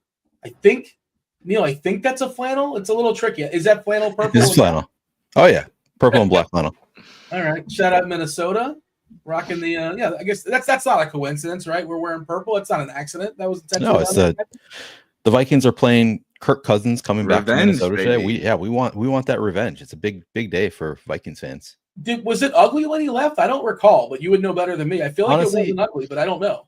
I have friends that absolutely hate Kirk Cousins, like Vikings fan friends. I'm not one of them. I think he was here for 6 years, whatever it was, and he played pretty well for us, and he signed where he'd get more money. Like I have no issue with the way he left, but I have friends who were hurt by the way he left. I honestly don't hate Kirk Cousins. Your friends are not big like Eddie Bauer fans or whatever. Yeah, you know, that's I don't know. the Kirk was living in. You remember the on quarterback, and you probably know this already. But the house and the wife lays his clothes out, and it's Eddie Bauer and all this stuff. I was like, oh my god, this guy is a trip. He's something, yeah. Does he lay out his gold chain as well, or is he gets at him? He grabs. I think Jefferson lays out the gold chain, but the wife takes care of the rest. Yeah, yeah. We touched on that earlier as far as the revenge stuff, or whatever you want to call it. But I think it might go poorly for him. But we'll see. I think Minnesota, and I was speculating, and this is just pure. Like Penix, at some point, maybe they unleash that, and if this game was happening in, I don't know, Houston, maybe they would move to him, but they want to give Cousins his revenge game. Whatever, we'll see. He looks bad. I just keep seeing that pick six where the ball was traveling. I didn't know 36 mile an hour is something you have to hit. Like if you don't throw a certain 36, I didn't understand. He's like the Jamie Moyer of quarterbacks. I know what the number is, but that pick six he threw. The easiest interception. It's keep seeing that. It's this guy's got to be toast. And he also can't move, which is a problem as well. Anyways. Seems bad against deep Brian Flores pressure defense. Yep. It does seem like a bad setup. Tim, we got anything else before we step aside and get out of here? No, I think we're good. Shout out to TJ for getting this show running despite all the shenanigans and all this shenanigans, not the right word. Hectic morning, and glad to hear his wife is doing okay. Thank you, TJ, for getting this going. And with that, let's go ahead and get some final takes. Erik, take it away. Definitely shouts to TJ and shouts to Dean and Tim. Bobby, we miss you, of course, in the transition. But welcome to GPP Final Takes, aka, as Dean said, GPP Flannel Takes. It's definitely a Flannel Take show today, okay, Neil? Because we got the big Vikings game, which is huge for you, but also this is old school late season DFS we got going on here. Running backs are out.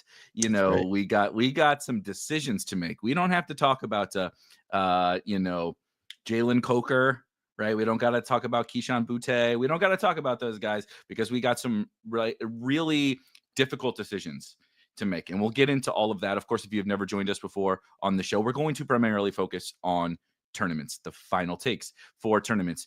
We're not necessarily going to go position by position. We're not necessarily going to go game by game. We're going to try to break down all the most notable things that both of us, frankly, need to discuss and think through in the next hour and a half. But you guys probably want to hear about for your tournament decisions, the things you need to do to put your tournament lineups together. If you have questions, I will keep tabs. We'll both keep tabs on the chat the whole time. We'll stop. We'll ramble as I do. We'll ramble about, Isaac Arendo, and we'll make sure to hit as many of your questions as we can. If we don't hit them, crunch time is up after us. They will lead you guys up to lock and take care of all the questions that we miss. We try to start, Neil, with an overview, if you will. What's the most important thing when you start to put together a lineup or 150 lineups or 5 lineups or whatever? To me, this is the clearest answer we've had maybe all season on this one, and it is, what are we doing with these running backs, right? So for anybody that hasn't seen just yet, Ken Walker is out, Breece Hall is out, of course, Christian McCaffrey is out, and Jordan Mason is also out. We then have, so that's our kind of injury bugs. It looks like it looks like DeAndre Swift is going to play. He was questionable, and Roshan Johnson is out. Alexander Madison is looking like he's not going to play. Feel free to post those injury updates in the chat as well. I'll try to keep tabs on the actives and inactives here in 30 minutes. But if Saquon Barkley, against the Carolina Panthers, chasing down the rushing record and Alvin Kamara without Taysom Hill, and facing maybe even arguably better matchup now with the state of the Giants defense, both as spend-up running back options. So that's kind of where I think we need to start, is those like chalky running backs, and not just like who are your favorites. I didn't even really mention Braylon Allen. I just said that Breece is out, but how are you processing kind of all of this huge running back pool? And we'll get to the guys that, not in that 5-person list, but how are you like thinking about them as you start to put your lineups together? Yeah, it's tough because of all of the value and having Saquon and Kamara there, you can also find some like awesome mid-range running backs who are like clearly have major upside. So I'm with you. It's a pretty clearly the most important decision we're going to make today, the most interesting conversation to have. And unfortunately, Zach Charbonnet has become kind of the chalk. He was my favorite. Didn't really know as of yesterday, like where ownership was going to break down for Zach Charbonnet relative to Garendo and Braylon Allen. And he is the chalkiest. Do you think it's just the 600 savings on DraftKings that is getting the Charbonnet ownership over Garendo? Or like, obviously he catches passes. Is it just kind of like, I know it's projection related, right? But like baking into the projections, do you think it's just kind of like the pass catching and a little bit of savings off of Garendo? Yeah, I think it's the pass catching. The role is a little bit better known, I think, for Charbonnet, because we've seen 2 games already this year without Kenneth Walker, and he had I wrote this down somewhere, but he had an awesome role. He averaged 19.8 half PPR points, 21.8 PPR points in those 2 games without Kenneth Walker. So like we kind of know that the role is going to be there. We're not that concerned about anybody eating into his role at all. He's got the passing game work, which I don't really know that we can count on that from Garendo. Right. So I think it's a combination of factors. The matchup is fine. It's not like it's an elite matchup or anything against Arizona. They're much better than I thought they would be this year.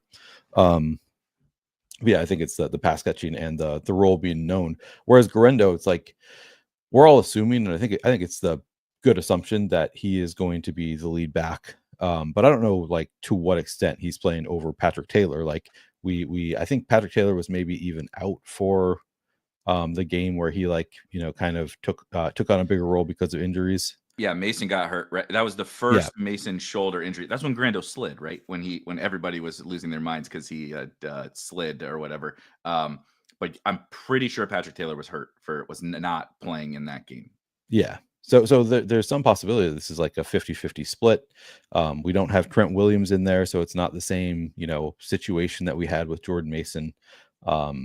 We don't know if he's going to catch any passes. He's not really caught passes so far in very limited. Like he hasn't really been out on the field much, but so I think it's a combination. Chicago, not that tough on running backs, but like still sort of a tough defense overall. So I don't know. So I think the biggest thing is we don't think he's going to catch passes, and we're not as certain in the role with Guerendo. And also, like you said, more expensive. So I think it's what do you think? A bunch of different factors. How are you? And then let's toss Braylon in there, and then we'll get to Cleveland Picker. I see your question. Let's talk about those three guys specifically right now, and then we'll crescendo on down the running back position, because there are a lot of running backs to talk about for like Mageddon and all this kind of stuff. Like this is the most loaded running backs league that I can remember. Let's add Braylon Allen in there, because what I find interesting about Braylon leading the witness is he doesn't seem to get talked about in that conversation with those other two. And I understand all of it. No one wants to talk about the Jets. He has the worst matchup of all of those guys. Isaiah Davis was playing down the stretch and getting pass catching snaps just last week, which is concerning. But also, I think if I had to say, who do you think is going to have the best career of Zach Charbonnet, Isaac Guerendo, and Braylon Allen as an NFL running back? I don't think I would flinch, and I would say Braylon Allen, and he's 5K, and we're like, yeah, he's going to get owned. We like him fine, but nobody's like pounding the table for Braylon Allen. So I just find that kind of between those three guys pretty interesting. No, I agree with you. Definitely interesting to see that he is shaking out at like 20% ownership, whereas Guerendo's closer to 30, Charbonnet over 40. So yeah, I think I probably end up over the field on 20% Braylon Allen. It is like, at least in terms of schedule adjusted fantasy points allowed, it's somewhat of a run funnel. The Dolphins ranked 22nd in terms of stopping running backs from scoring fantasy points. So it's a like top 10 matchup for running backs in terms of schedule adjusted fantasy points allowed to running backs. So from that standpoint, looks pretty good. I agree with you. If I had to make a bet, he probably ends up with the best career of this group. And he's getting the lowest ownership, and they're all like pretty similar in terms of price. So there's no like huge tiebreaker there. So yeah, I think I probably end up, I'm trying to still figure out exactly how I'm playing this. I think I probably end up just a little bit under the field on Zach Charbonnet. Maybe a little bit under like the field. 30, 35 or something. Yeah, exactly. Probably shooting for 30. Yeah, exactly that range, 30 to 35%. Guerendo, similarly, I'm probably going to be more like 20 to 25% instead of 30-ish%. And then Braylon Allen a little bit over. But overall, I think I want to be under the field on this trio, because I want to be over the field on the James Connors of the world, Kyron Williams, just like all of these running backs who are like good, and we know they have major upside, and they're not getting a ton of ownership. I just want to be like a little bit over the field on each one of those guys, and a little bit under the field on these super cheap running backs that, they all look good, but it's like you said, it's not a great spot for Braylon Allen. Even if it is a little bit of a run funnel, like who knows if they're going to really be able to put up points here against this Dolphins defense, which is pretty good. Guerendo, again, we think he's probably going to be the lead back, but it might be a committee situation. They might just throw the ball more. And then Zach Charbonnet is like clearly the safest to me. Like I like Charbonnet at 4,800, but it's also like the Cardinals are a pretty good defense. No guarantee. Like this game was a slugfest, 3 weeks ago or whatever it was, where 16-6 or 13-6. Yeah, so like yeah, so no guarantee that that many points are scored there. So you are counting on, in that case, like PPR points. Obviously you can get there with yards too, but yeah, like there are ways for all three of these guys to fail. So I think overall I just want to be a little bit underweight to that trio, and I'm probably going to just go a little bit overweight on all of the like under-owned good running backs who are kind of mid-range. How are you playing?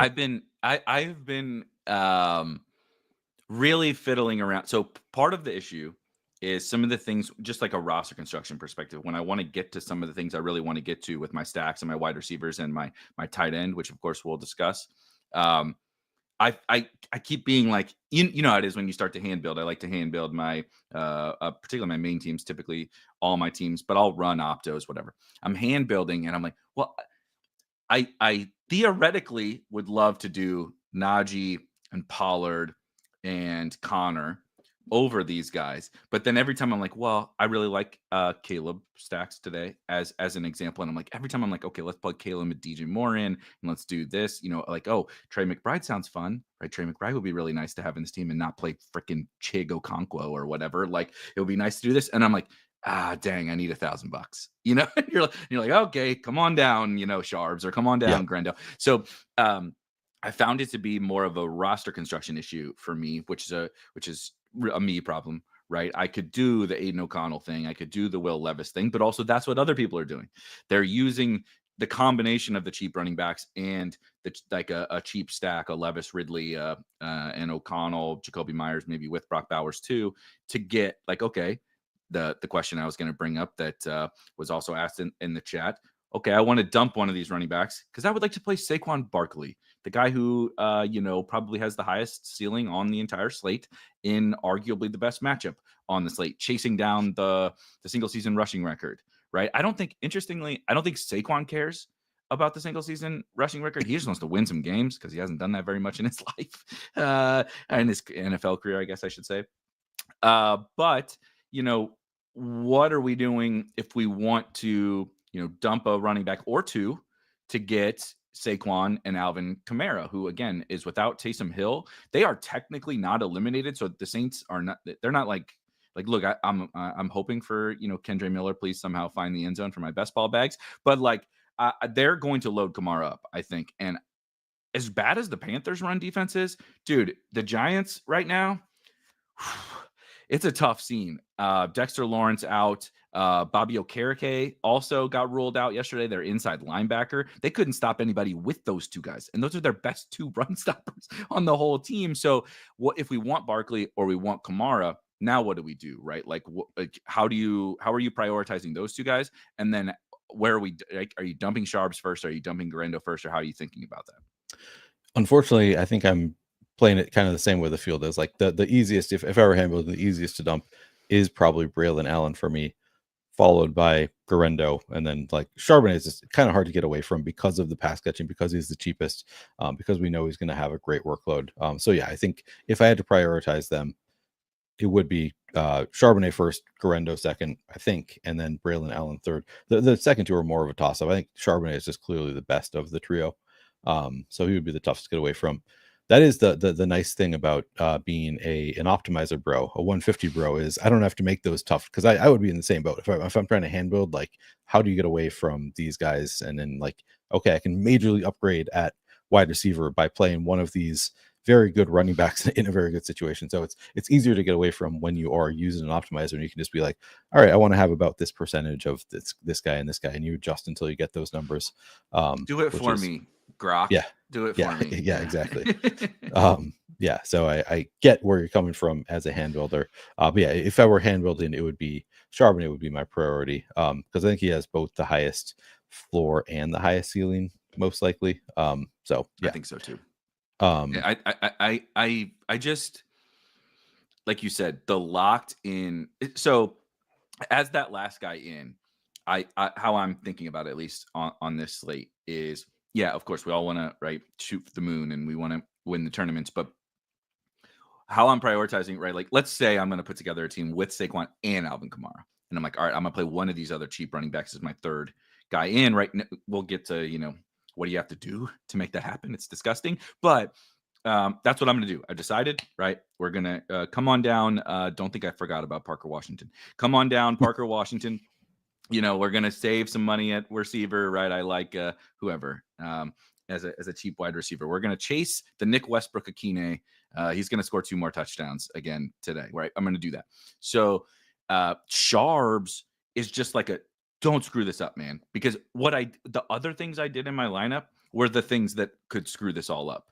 for me, right? Like chasing Parker Washington's best game of his career is probably the thing. Like, oh wow, Parker Washington got 2 targets and had 1 catch for 6 yards. Like, what a surprise! But I'm building the like tournament winning upside into the other like decisions I made onto that team, right? Kamara and Saquon just went nuts, and my cheap stack hit. It's like, all right, don't Braylon Allen me, right? Don't get shadow realmed by Isaiah Davis. Like, I can't have that. I just need the snaps. I need the touches. I need the, like, you can win the tournament depending upon what you're playing with, like 14, 15 points from sharps. You don't want that, but you could win it with that if you hit it elsewhere, but you're not doing it when Braylon Allen does what last week, what did he score? 4 points, 5 points. You know, you can't have that. Yeah. 100%. That floor really does matter.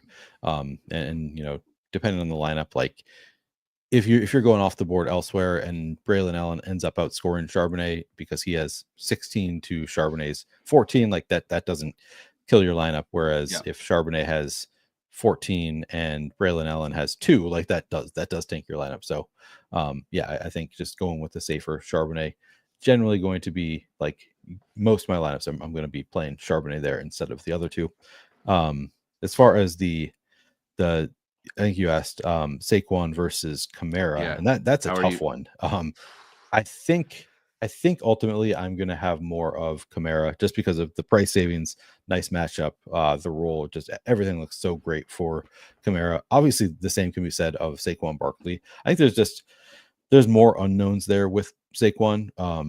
The unknowns just being like, how much are they going to continue running him when they are up 3 touchdowns? You know, like you're maybe not 3 touchdowns, but like if they get up to a big lead, like are they really going to continue giving it to Saquon Barkley when they don't need to? This aging running back on a Super Bowl hopeful team, like do you really, like, how much do you care about the rushing record, I guess would be the question at that point. And I think probably not that much. So I think they probably at that point throw it a little bit, give it to Kenneth Gainwell, get away from Saquon a little bit later in the game. So, and he's 9,000, so you really need like 25 fantasy points probably, like on this slate at least, like with all these with all these value running backs too. Like you need a big game from Saquon.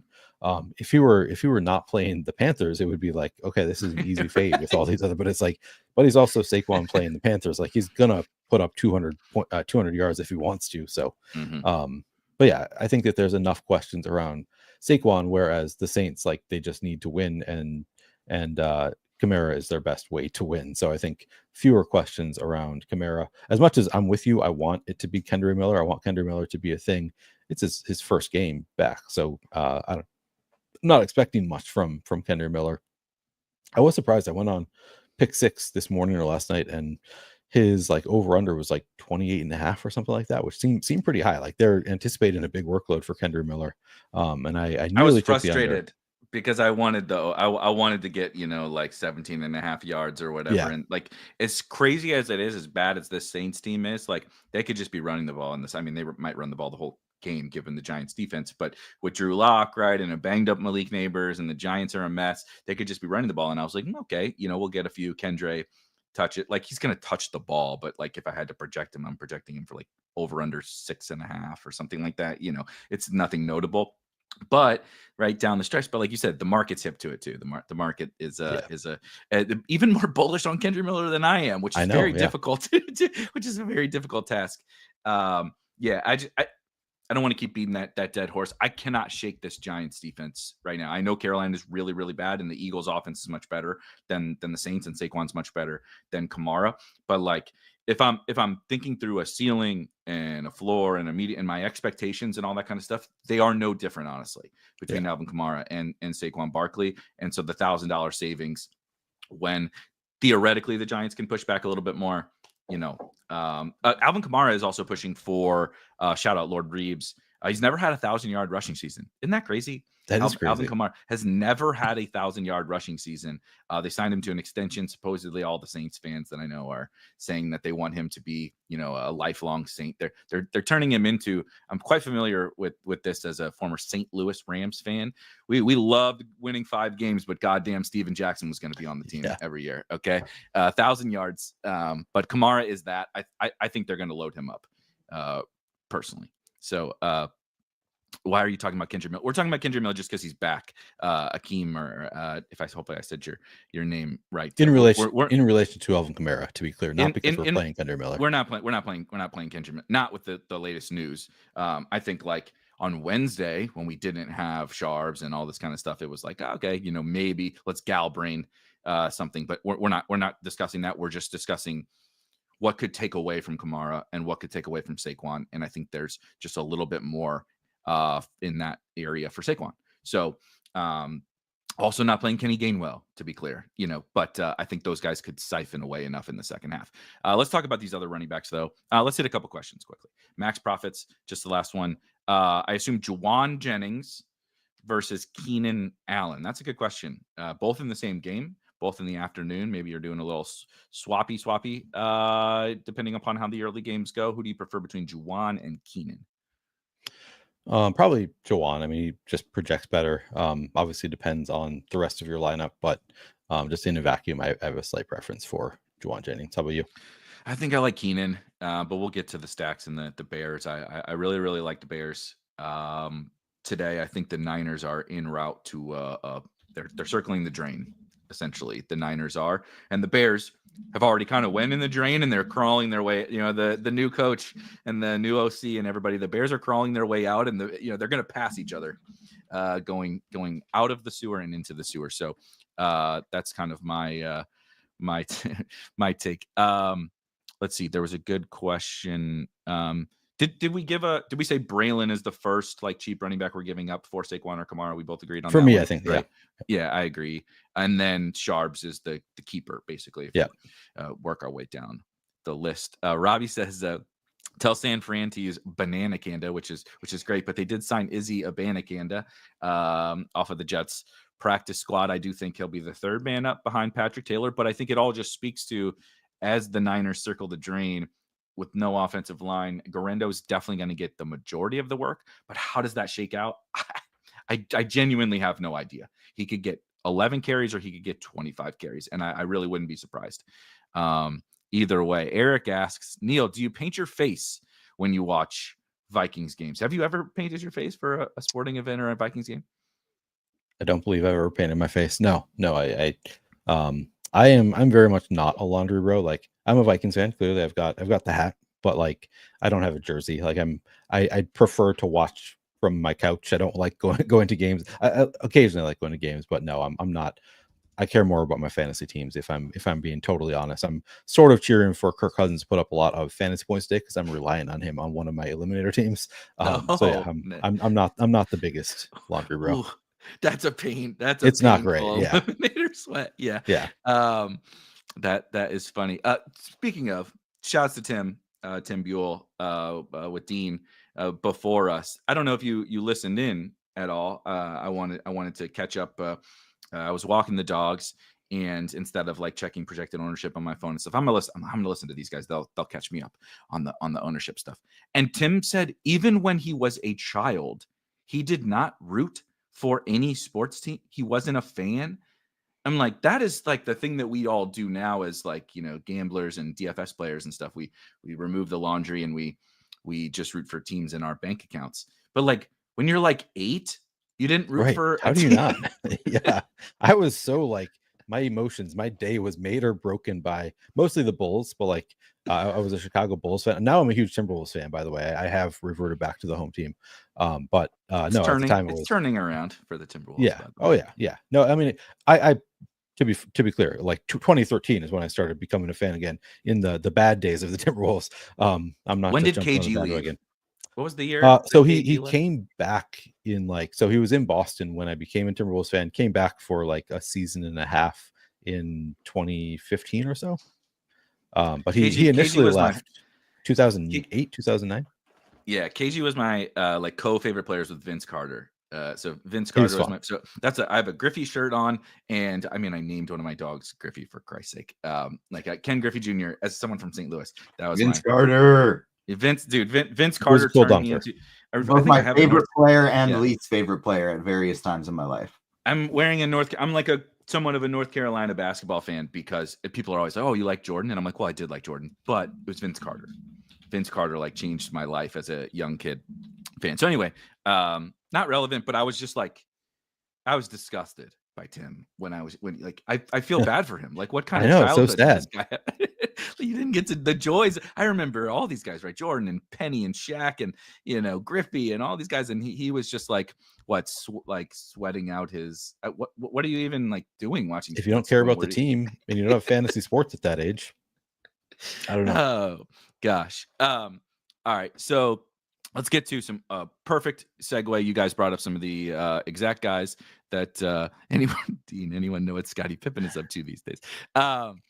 Some of the guys, these other running backs that aren't these like chalk guys popping off the board with news or the really highly projected superstars in Saquon and Kamara. Samuel brings up Aaron Jones. You have mentioned James Conner. We have mentioned Tony Pollard, who's also been brought up in the chat. I despite the questionable status, I think DeAndre Swift is in play. I think Najee Harris is in play. There's probably some other guys I'm even leaving off. Devon Achane is this is the first week like in 2 months where no one's interested in playing Devon Achane. There's a lot to go to at running back, even outside of these chalky guys. Where are you kind of starting, right? All right, I'm going to pivot off the chalk here. Is it Connor? Is it Pollard? Who are you going to first? To be clear, not no one is on Devon Achane because I'm very much on Devon Achane. Team Achane today. I think that the upside is huge there. The Jets defense isn't as good these days. I think that they're ready to give up. I'm ready for Devon Achane. And you just look at his games with Tua, like his average fantasy points per game in games with Tua, he's been so good. So I think Achane is phenomenal play. That's probably my number one in terms of like priorities in getting over the field on guys that are just not getting that much ownership. I like Aaron Jones quite a bit at 6,500. Again, I think this game could shoot out. So like the price tag, like the low ownership on Aaron Jones.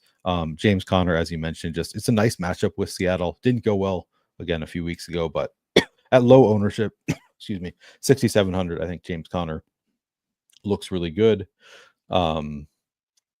Bijan Robinson, 7,500, awesome role. Like his role has only gotten better in recent weeks. Again, from that same game environment that I kind of like.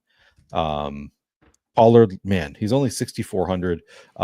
If this were a spot where TJ Spears was out, I would totally love Tony Pollard. But even with Spears in, 17% ownership, awesome matchup with Jacksonville. I think Pollard looks really good at a mid-range value. Bucky Irving, I don't even know if you mentioned Bucky, but he's been really good. It's another game that could be a really high-scoring game, really fun. We're getting the news from TJ in chat. Yeah. Madison inactive, Myers active. Okay, it's kind of all as we were expecting. Mostert inactive is interesting relative to the HN conversation. I don't think it matters that much. That being said, he has played 31% of the snaps 2 weeks ago, 35% of the snaps last week. Raheem Mostert did. So he sucks. It's over for Raheem Mostert, but he was playing enough. I do just think they're probably going to give Jalen Wright a little bit more of the non-HN stuff. And there's not that much more volume Devon HN can really handle anyway, but it's not nothing. It's not a nothing burger. And Kendre active. Bucky is, of course, confirmed active, picked up a little injury. My concern on Bucky, I'm curious if you have the same kind of concern, is the price is rising. I mean, I like him. He's awesome. The Bucs need to win. This is the time of the year when I think it's important. Why I mentioned like the Saints are not technically dead is because it's important that kind of thing I think is important, like around the edges. Will guys get 90% of the work or will they get 65% of the work is a big deal. And we can't really, decide that in many different, we can't get in the coach's brain. So motivation can help. The Bucs need to win basically every game. They are duking it out with Atlanta and Atlanta has the tiebreaker to come down the stretch here to win that division. And technically they both can get in as a wild card, but I would not be betting on that if I were either of those two teams. So theoretically they should load Bucky up, but he's also having this like HN trajectory of, all right, he's really, really good on limited volume. He's really, really good. All right, he's so good. We got to give him 25, 30 touches and then boom, banged up. Right. And that's my concern, is just that they have two other dudes. They don't want to give Bucky 30 carries, especially when he's already a little dinged. Yeah, but he did have 25 carries last week. So it's crazy. I'll take 25. If we can just get 25 carries for Bucky, I would. If you could lock that in, I'd have all the Bucky Yeah, no, but you're like it's a three-headed monster to some extent, at least. All the coach speakers indicated that's what they want to do. Like, oh, we need to make sure that we get Sean George Tucker. Pickens is out. Oh no. shit! Oh no! All right. So we have been. Jacoby is in. Jacoby is in. George Pickens is out. We started the week with absolutely no value. We got all the value running backs, and now there are potentially 3 sub 4K receivers for Pittsburgh to look at. So let's talk that one through, because it's a doozy. They are going to play from a snaps perspective. Van Jefferson might not leave the field, which is disgusting. But he's kind of that reliable, right? Arthur Smith dude. He's not necessarily going to garner the most targets, but I would project him very easily for the most snaps and probably the most routes. You have Calvin Austin, who is, God bless him, he's awesome. I love Calvin Austin as like a real life football player, but he's about 165 pounds. He's going to play. He's probably going to get a couple of deep shots, but I think the instinct, as Dean in the chat, Stone Cold Calvin Austin season, I get it. He's definitely going to project for more work, and I would project him for more work. I'm concerned that he's like the Trey Tuckers of the world. Like, I'm not sure how much more he can really take on, but they're going to need him. And then you have Mike Williams, who they traded for, or they picked up, from the Jets. I would expect to be the 3 primary wide receivers. I actually think Pat Freiermuth is interesting now as a little bit. I don't really like any tight ends. So having Freiermuth, I think, is interesting, and they're probably going to play a whole lot more Darnell Washington than any of us want to watch. So what are you thinking? First gut take on this Pittsburgh stuff? Yeah, man. So honestly, I've not given a ton of thought to this because I thought all indications were that George Pickens was going to be in. So I just have been working under that assumption. My first instinct is Calvin Austin, probably my favorite of the group. Like you said, like I don't know that we can count on this like majorly impacting his role, but like I think it at least like secures the routes a little bit for Calvin Austin, and those were already pretty. He was only at 31.7% last week. Is he? Wait. He got hurt. Was he concussed? He got concussed. That's what we're referring to it. How is he? He got rocked in that game last week. And he is 5'9", 161 pounds. Okay, Calvin Austin. So I mean, I like the kind of like Island of Misfit Toy players in general, but this is kind of even an outlier for the Island of Misfit Toys. He's a more of a gadgety type guy. Yeah, so ultimately, I'm not prioritizing any of these Steelers. So I want to be like that. That's my overall takeaway: is none of these receivers that are cheap become priorities. Like, yeah, Van Jefferson, you probably bump up his projection by a point or two. Maybe I'm wrong. Maybe the projections will change, and I will, want to play more of them, especially if they do come in at low ownership, which you kind of expect at this point with this news being so late. Like they might come in fairly low owned. But still, like it's hard to prioritize any of them because I don't think any of them are like exceptional receivers stepping into like totally awesome roles. It's, we always talk about like running back and receiver. Part of the reason that we like zero RB in best ball is like, well, running back is so like the role is so important for running back. Whereas receivers, like if you're not good, it doesn't matter what your role is. You see Van Jefferson out there running 100% of routes, throughout his career, and it's just like, well, and he does nothing with them.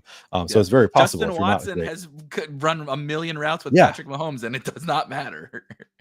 Yeah, so it's not like any of these guys become like huge priorities. It's a slight bump for all. I think. I mean, maybe Van Jefferson. Maybe Van Jefferson is actually the better answer than Calvin Austin. But ultimately, I would say it's not crazy. It really isn't. I don't. But ultimately, I think just like none of them are priorities is the takeaway. Like the running back value is better than the wide receiver value. I agree with everybody saying Pat Freiermuth, I think, is probably the most interesting because he already had a good role and is established in this offense, and now just gets probably a better role, and he's not that expensive. So Freiermuth is probably the one who becomes the most interesting to me out of the group. Do you have somebody else that you like from the Steelers passing game? I still think it's Freiermuth. I think we didn't discuss, but I kind of like Najee before this, and they threw to the running back 10 total running back targets last week from Russ, 6 to Najee and 4 to to Jalen Warren out of, really quickly, 38 pass attempts. So like now we remove Pickens and we're sitting here, right? We're talking this through and we're like, well, Calvin Austin, okay, maybe he gets one of more of Pickens's, right? He Right. gets a little, and like Van Jefferson gets forced another one, but it's probably like he's not open. So Russ has to throw it, right? Is Mike Williams really going to come in and command that? He's commanded nothing thus far. I like Pat Freiermuth, but like he hasn't exactly had target competition yet. And the guy's not like, I think he's like a decent football player. And I think he's a good DFS play today, but he's not some transcendent talent that you're just going to be like, oh, look, this is now Brock Bowers for 3,900. Right. We've seen him in these spots. I think Arthur Smith wants to run the ball. I think Arthur Smith wants to run it and throw it to, I think Mike Tomlin wants to run the ball and throw it to the backs. Their best two offensive players are probably their two running backs.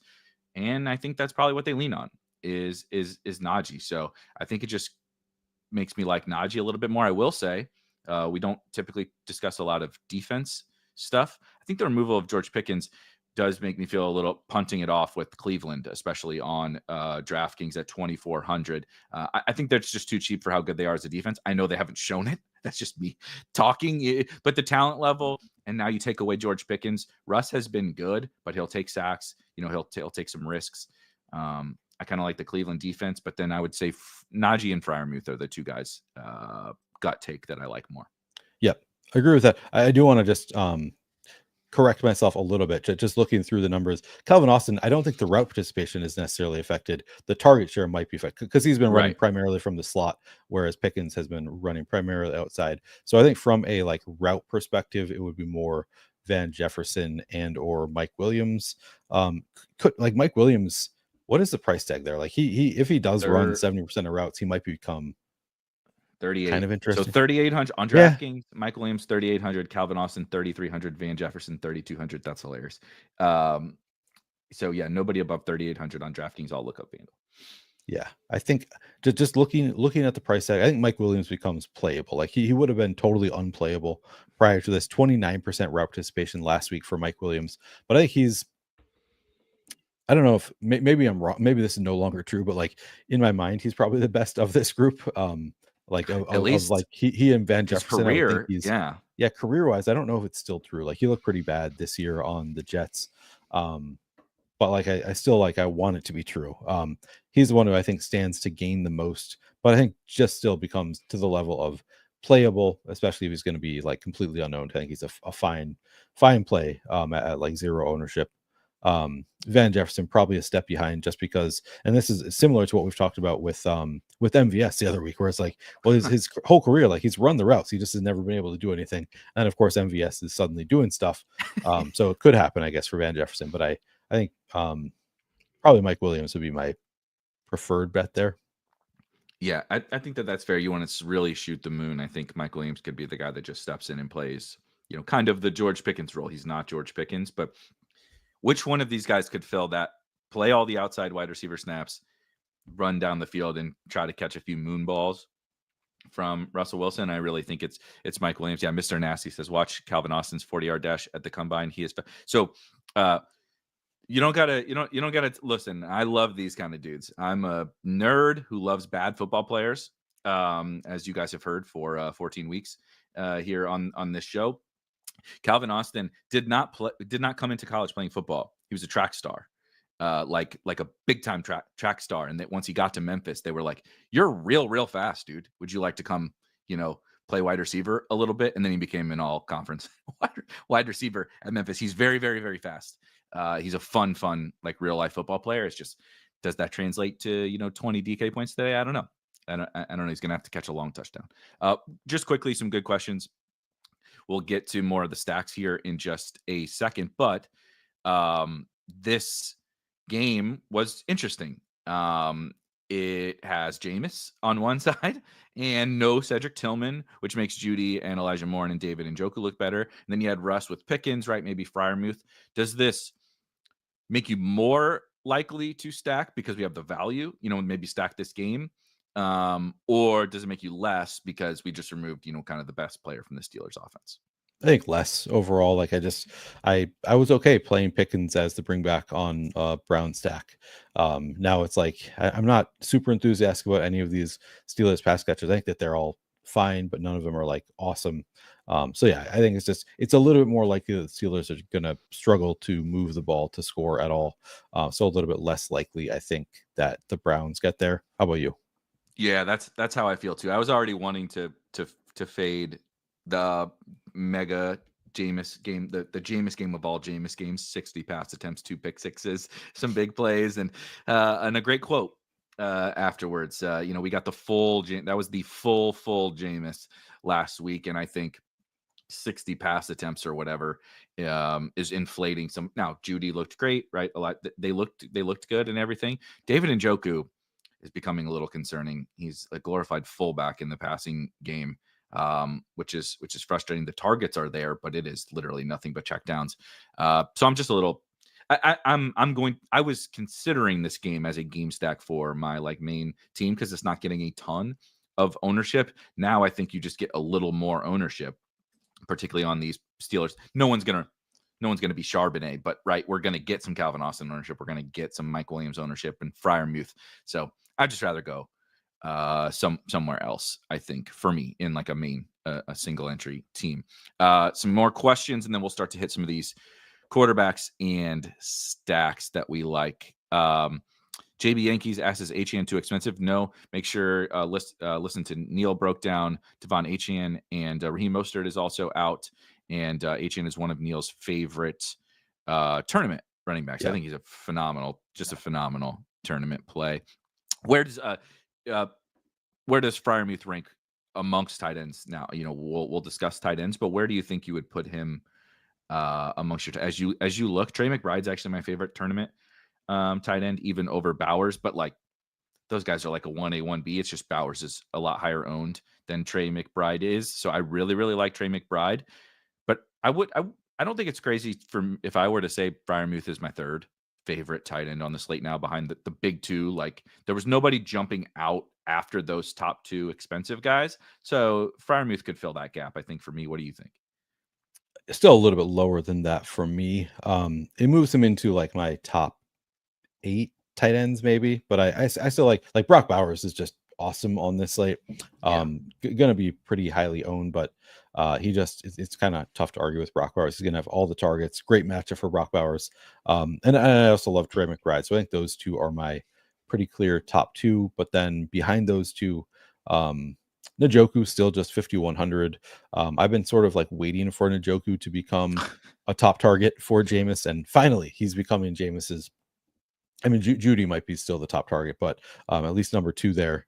So Njoku at 5,100 looks really good to me. 17 targets. Yeah, so that kind of promising to see that from Njoku last week. I still really like Cade Otton, even with Mike Evans playing. He would have been wheels up if Mike Evans are not playing, but the price is down to 4,400. He saw 7 targets last week. So if Mike Evans is at all limited, I think Cade Otton could move back, somewhere closer to the role where he saw 38 targets in 4 games before Mike Evans returned. So I think Cade Otton looks pretty good. Also a great matchup with the Raiders. TJ Hawkinson, I know Josh Oliver is back, might affect TJ Hawkinson. I'm still skeptical that it's going to affect his usage that much. I think TJ Hawkinson just moves back to being an elite tight end, and I think he's kind of there already. So I would put him ahead of Freiermuth still. And then I think he's in the same tier for me as Evan Ingram, Jonnu Smith, maybe ahead of Juwan Johnson, but I think he's kind of in that tier also, where it's I'm not super confident in the role relative to the price, but I think all look pretty good. I mean, Evan Ingram 4,800, Jonnu's been awesome recently, and maybe the Jets. I don't totally love the matchup, but I think it's a fine matchup. He's 5,300. So I think because Freiermuth is that much cheaper than Evan Ingram and Jonnu Smith, I kind of put him in the tier, relative to the ownership and the point per dollar. He's sort of in that same tier for me. But it sounds like you like him a little bit better than I do. I am sorry, I was listening to my dogs go crazy. Are we discussing Trey McBride because Erik mentioned that's my guy. That's what I'm trying to fit into tournaments today. I understand that we could have said this every week dating back to his final season at Colorado State, where you're if he finally starts scoring some touchdowns. He caught 1 touchdown, by the way, in his he won the Mackey as a senior at Colorado State, catching one touchdown. He was their whole offense and still never scored touchdowns, which is funny, but didn't really score touchdowns last year. Hasn't really scored, in his first 2 years, hasn't really scored touchdowns this year. I think he's just, quite frankly, like the unluckiest. I think he's like the unluckiest tight end of all time. I think it will flip at some point, and I just want to be in before it flips. I think that how projections work, right? Some of your historical production is baked into that. And when you never score touchdowns, your production is just, now the projections have gotten better, right? It's baked into the team scoring and your role and everything, but it just drags it down enough that he projects for me as my tight end 1, even over Brock Bowers. I know people say you're nuts for that, but just go look at the volume. Like it's not worse than Brock Bowers, and one guy gets to play with Kyler Murray. And I think Trey McBride's just we're splitting hairs. It's like tiniest bit better than Brock Bowers. Like Trey McBride is like a running back with the ball, and he hurdles dudes. He's crazy. Like, I'm splitting hairs, but I want one of them, quite frankly, as playing a single entry. I'm only playing one lineup today. I really am trying to get to one of those guys. If I had to, I do like the Freiermuth thing. I think Njoku would be where I would go to if I'm like, I just can't get the money that I need. I think Njoku would be next for me. But again, I'm a little lighter on that game now because of the Pickens thing. So yeah, I'm really trying to get McBride or Bowers. And yes, Neil answered the other Erik's questions. You're dragging down the namesake. I guess it's with a C, so it doesn't even really count. We love Trey McBride. Imagine having the B says Evan. Imagine having the discipline to play. I agree with B. Yeah, that's my life. That's what I do. Yeah, I've done it for years, and I don't know if it's discipline so much as I beat myself up so bad when I'm like, you play in the wrong contests or sure. And so then I'm like I like to play smaller fields, higher stakes is like where I've kind of made my. So the more lineups you play, it's a lot. It's not like playing one extra milli lineup for $20. It's playing one extra. It's like, right. You go on a losing streak. You retire from the game if you play too many lineups. But couple more questions and then let's hit some stacks. Achan's ownership, JB asks just really quickly. I do only have FanDuel up right now, but it's probably close enough. 15% on FanDuel, but I thought the last I looked on DraftKings, we were looking at sub 10% for I need to reset. I would be shocked, especially again in smaller field, maybe single entry stuff, if he's over 10%. I would be shocked. But currently 8% on DK. Perfect. Thank you, TJ.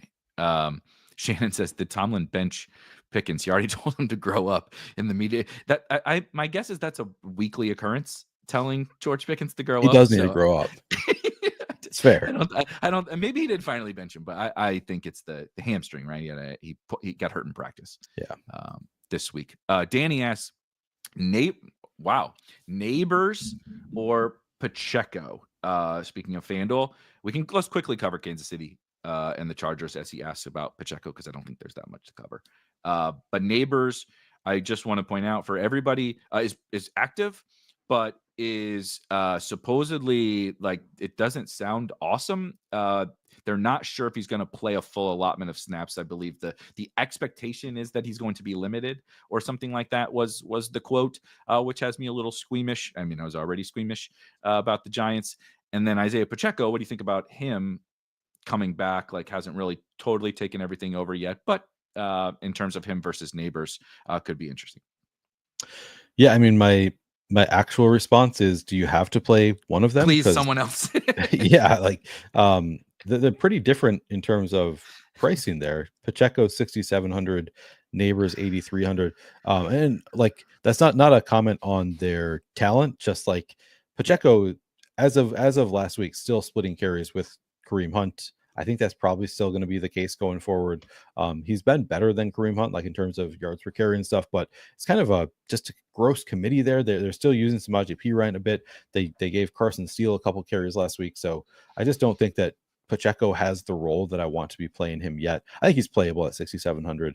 I guess I break the tie toward Pacheco because he's cheap enough that you don't need that much. Whereas Neighbors like 8,300, given that he's limited, and playing with Drew Lock, it's just going to be really tough for Neighbors to put up the score you need at 8,300, unless he like scores 2 touchdowns in his limited role. So still might not be enough.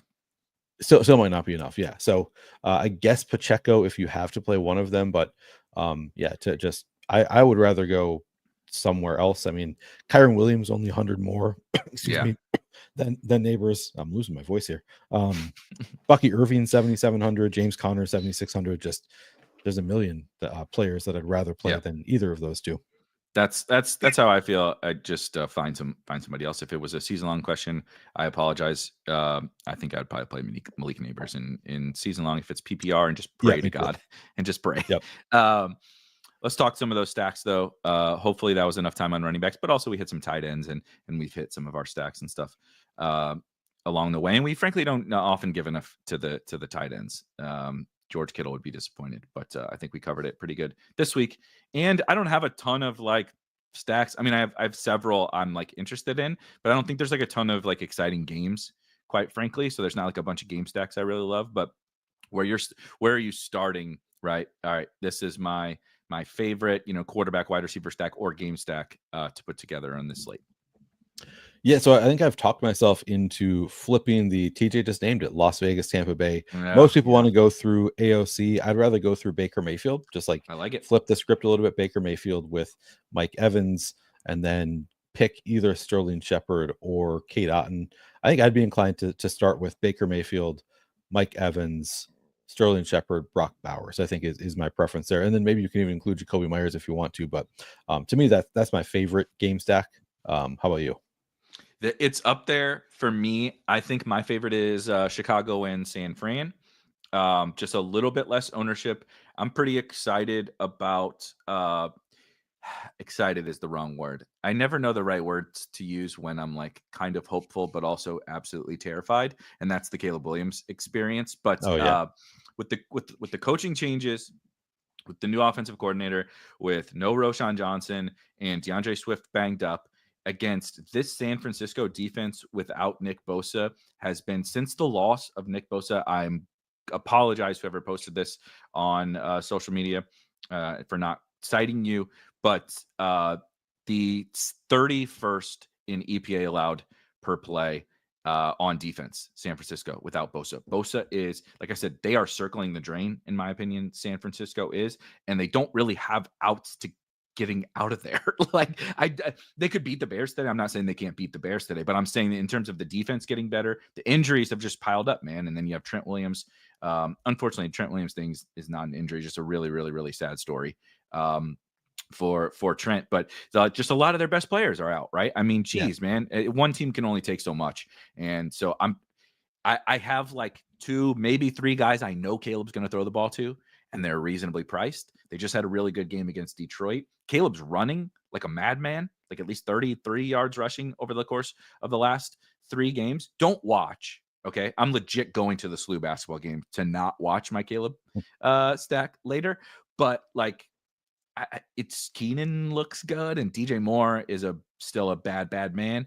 And I got Garendo on the other side as a bring back, or I like Juwan, or if I really was feeling spunky, you could do Kittle or something as a a tight end pivot. So I think Vegas Tampa is my second favorite to your point. But it's the similar thing where like I just know where the ball's going, man. Like there's probably going to be a bunch of points, and I know where it's going, and I really, really like that more than say as much as I love Brian Thomas. I love Parker Washington, although he just made me miserable. I played AD Mitchell 0 at the same price as Parker Washington. I thought you were going to come here in victory lap your Parker Washington, but you can't even lap when you play AD Mitchell over him. Like there's no victory lapping.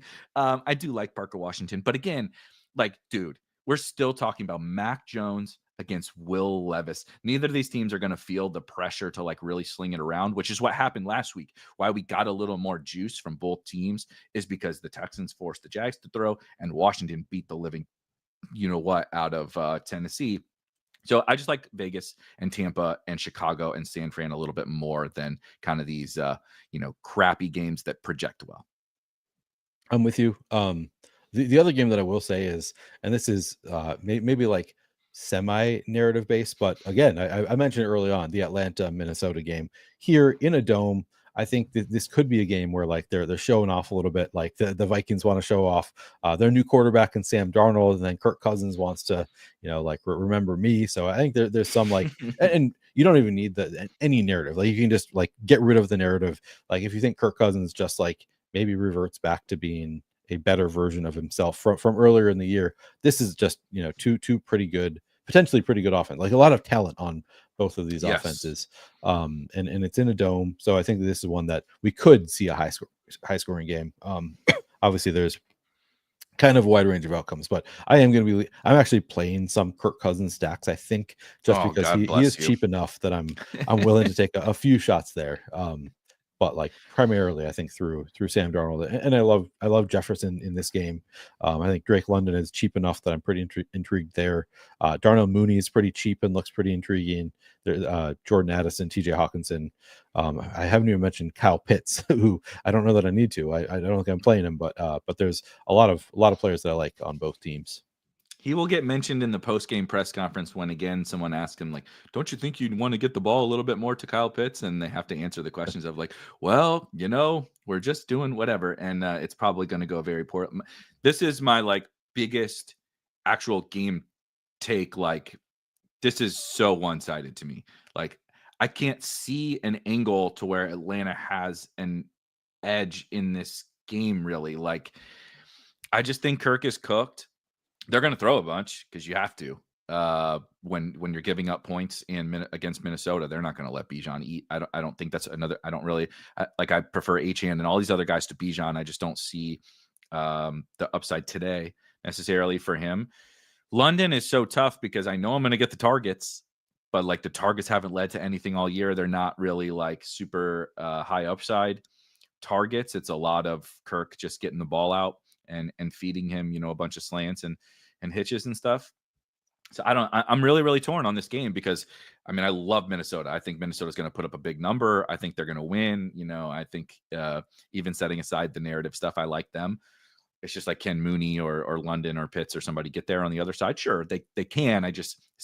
They're tough for me to prioritize. What do you think, though, about the Jacksonville, Tennessee game? Will Levis is going to be pretty owned, and then you have Calvin Ridley. And somebody asked about Westbrook Akine. Fun stat for anybody that hasn't heard: Nick Westbrook-Akine has 20 receptions on the season and 8 touchdowns. He has 12 total catches that are not touchdowns. The guy is the anti-Trey McBride at wide receiver, but I do like BTJ and Tony Pollard and Parker Washington. I do, of course, still like Evan Ingram. I think is playable. There's playable guys in this game. The game just doesn't excite me. Yeah, same page. I'm not super excited about the game. Since it was just brought up, somebody said Vikings pass defense not great in recent weeks. I just pulled up schedule adjusted fantasy points allowed over the past 5 weeks. The Vikings defense has allowed the 13th most to wide receivers. So it's an above average matchup for receivers against the Vikings over the past 5 weeks. Atlanta also giving up the second most. So an elite matchup for the Vikings against Atlanta. Just wheels up for Justin Jefferson. Please, yeah. I'm excited. He is, by the way. I'm prioritizing Justin Jefferson as one of my one-offs and stuff too. On this Are you gonna try to make sure to just get him in, get well over the field on him, period, or are you prioritizing Darnold stacks with him? Yep, even without stacks. Like Jefferson is the bigger priority for me. I'll mix in some stacks, but Jefferson, I just want to be double the field, I think, at least on Jefferson. And then the other game you brought up, Tennessee, kind of interesting because L'Jarius Sneed has been out for a bit now. And actually looks like it's an above average matchup for receivers against Tennessee in recent weeks and quarterbacks. Actually, let me sort by quarterback here. Yeah, it's like 7th best matchup for quarterbacks against Tennessee. So I still I see Tennessee and I'm like, yep, not playing players against the Titans, but it's actually not a bad matchup in recent weeks. And Jacksonville has just been a great matchup all season. Looks like it's top 6 matchup for quarterbacks over the past 5 weeks in terms of schedule adjusted fantasy points allowed. So all of that is feels like I should have some interest here, but then it all comes back to Mac Jones versus Will Levis. How excited am I really going to be for this game? They are cheap, so I guess there's that. Makes it easier if you do want to pay up for Kamara and Barkley and James Conner or some other expensive running back, like that's the way to do it, is to play. I would prefer the Will Levis side if I'm playing one of them, just like Levis and Ridley, or I guess Nick Westbrook-Ikine. Like he has been targeted more in recent weeks, so it's playable, but it's not my biggest priority. Yeah, I'm so torn because, you know, it is a salary cap game, blah, blah, blah, right? If our good friend Squirrel were here, we do live in a salary cap world, is what he would say. But, you know, there's that only goes so far. And when I genuinely believe that these two teams, from a pass rate perspective, don't really, that's not what they don't want to come out and sling the thing around. And so, you know, we could have a little bit inflated ownership and such, because both of them will throw when they're pushed to do so against against superior opponents, but neither of them are going to feel that the current matchup today that they're the inferior team. They're going to try to come out and win, and I think run the ball. Somebody asked about ETN. I don't think it's like totally nuts. He got more work than Tank Bigsby last week, but I think it's like borderline 50-50 split between those two guys is like my expectation. And the running back pool is so good. The opportunity cost is massive at running back this week. So let's see. What is the we'll hit a couple questions, because I think unless you got somebody else that's like a mega priority game stack, we'll hit on the remainder of those. Let's hit a few questions and then kind of speed round around some of these other games. Best and cheapest defense, right? The best combination from Cameron. If you had to play a defense, let's do DraftKings. I'll pull up FanDuel as well. Let's do DraftKings, like your cheapest, not just like, okay, I'm just going to play the Raiders and don't care, but like one you're actually like interested in playing. Yeah, let's see. You can make a case for the Browns. 2,400, no George Pickens on the Pittsburgh side. Pretty good defense. I think Browns is like just moving up from the cheapest. They stand out as like, looks pretty good to me. So Browns number one. Jacksonville, it's like they're a great matchup, but then I just don't have a lot of faith in the defense. Right. It's like when the Panthers have a good match. Like if the Panthers and the Giants play each other, like they both have great matchups on their defenses, but the offenses also both have great matchups. Tennessee, I do have some interest in Tennessee, so I think I would go Browns, Titans, move my way up. Saints look great, of course, against the Giants and Drew Lock. Those three kind of stand out to me. How about you? I'll toss the Bears in as well. I agree. I firmly agree with your list. It's the similar thing where like their matchup isn't awesome, but there is no Trent Williams, and no that the Niners are down another starting offensive lineman. I forget what his name is, but like I said, third time using this phrase, they're circling, right? The Niners are kind of circling the drain, and the Bears have a talented defense.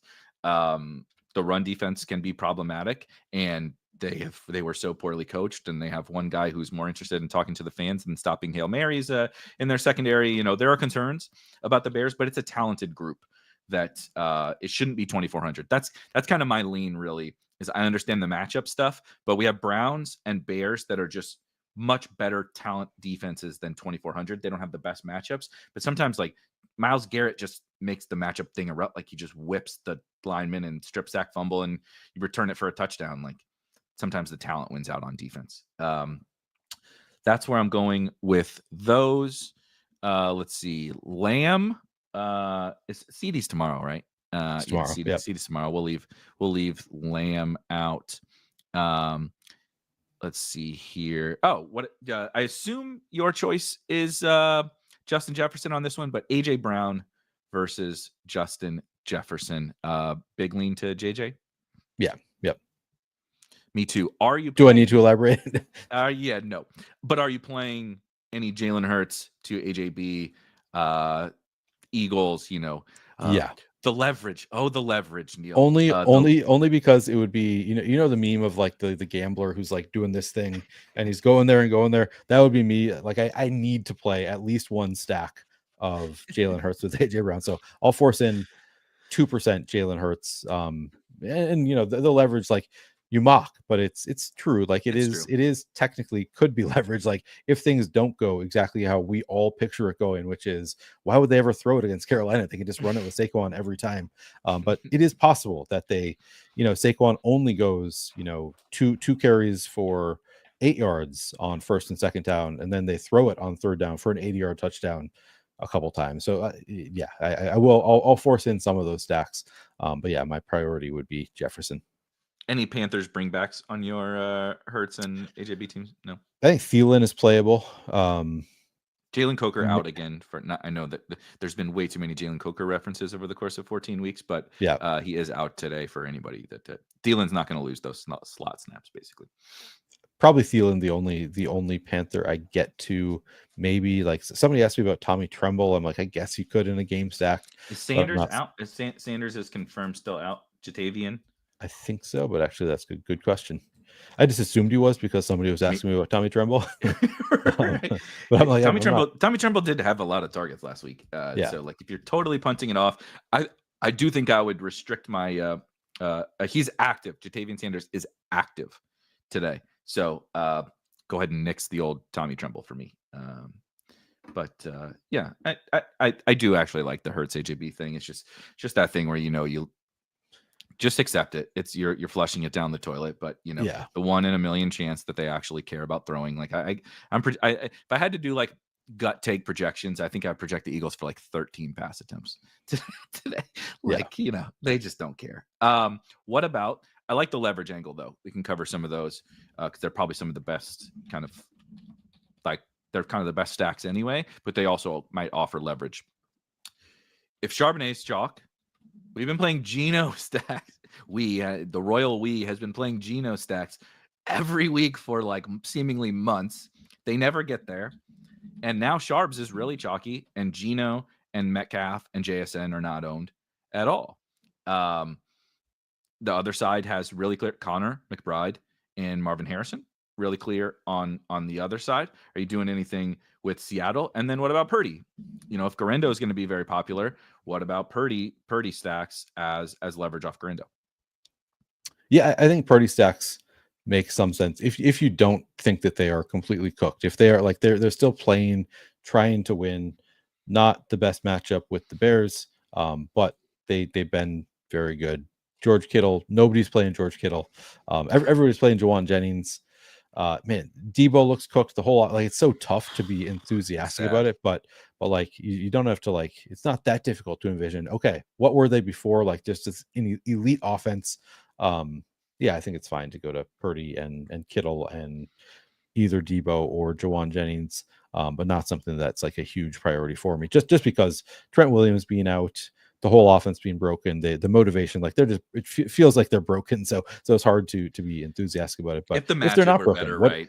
If the matchup were better, we might be shoving in on. Oh yeah, I mean, if they were if they were playing the Panthers, the Ravens, or some pass funnel, then sure. But in this matchup, it's tough. Seattle, Geno. Yeah, like they pass enough. Not a great matchup, but like you said, it's like we kind of pretty condensed where the target tree is. I think that they look pretty good. I prefer the other side of the game. Like I really like going to some Arizona again. So Kyler looks really good to me. Trey McBride, you mentioned Marvin Harrison. I also like the James Conner part of it. But I'll have some of the Seattle side too. Are we team JSN over Metcalf? I just want to get some people have I don't think I am. I think I'm team Metcalf today. Okay. Yeah, I just think he's still probably the more talented of the two. The price is pretty nice on Metcalf. Yeah, I think I'm Metcalf here. I'm definitely going to be, maybe it'll be on the afternoon slate, but I'm going to be chasing the DK Metcalf price to the seller. I think we're just going to keep going down with the, dang it, 4 for 50. Oh, shucks. Let's try again next week when he's 5,700. Yeah. It's crazy to see, but JSN, I mean, I like everybody in that game, quite frankly, yet again. So what could go wrong? Another 16-6 game on tap out there in the NFC West. Somebody mentioned just some last minute things before we hit our flag plants. Javon, I actually like this. DK Metcalf or Tyreek Hill on FanDuel. Two disappointing, but high upside wide receivers. Yeah, I think DK Metcalf for me. That is really close. I'm just looking up last week, 9 targets for DK Metcalf on 80% rep participation last week. So pretty good role still last week for Metcalf, and I think he's still talented. So it's close, him and Tyreek Hill, but I'm going to go with DK Metcalf there. I think so too. Somebody did mention, So no sauce today, right, for the Jets, I believe. Not that it's mattered who plays corner against the Dolphins. They don't look further than 5 yards down the field. But I think that there's something to be said for the Jets. Speaking of circling the drain, they are down. They are at the bottom of the. They're flowing out into the sewage. They're in the sewers with the Ninja Turtles. Like it's bad for the Jets right now. I don't think it's like absurd in like Millie Maker stuff to toss some Tyreek or Waddle. We both like Jonnu, I think, and Etienne. But Dolphins probably somebody's getting home today. I wouldn't be surprised. Yeah, no, I think totally viable to throw one of those receivers in. HN, obviously my favorite, sound probably yours too, but yeah, I think the receivers are also viable. Just quickly, any Rams or Bills? That's kind of the last like actual good football game, but we haven't really talked about it. But it's just like, I mean, I know where the ball's going on the Rams, but outside of that, not that high for me. But maybe you like it more than I do. Not a huge priority for me. I think just because of the low ownership, like Kyren Williams can score a couple touchdowns. It's been a little bit of a run funnel, at least in terms of schedule adjusted fantasy points allowed. So I think Kyren looks pretty good as just a completely unowned play that we know could score 25, 30 fantasy points. And then I guess Puka like looks pretty good. Like he's just such a target hog that he always looks pretty good. You can play Cooper Kupp, but yeah, I think none of them are priorities, I would say. Like, I think I want to be over the field on Kyren at 1%, but I might not even be at the field on Cooper Kupp and Puka Nacua. Yeah, it's one of those games that I think it's just a sacrificial lamb for the slate, really, kind of for me. Not that I don't like it. I'll be watching, but just tough. The Bills are just tough, man.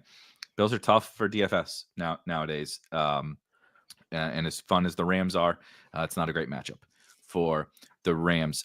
We do have crunch time ready to roll, but first we have to give our flag plants what is going to win tournaments today. Could be an individual play, could be a stack, whatever.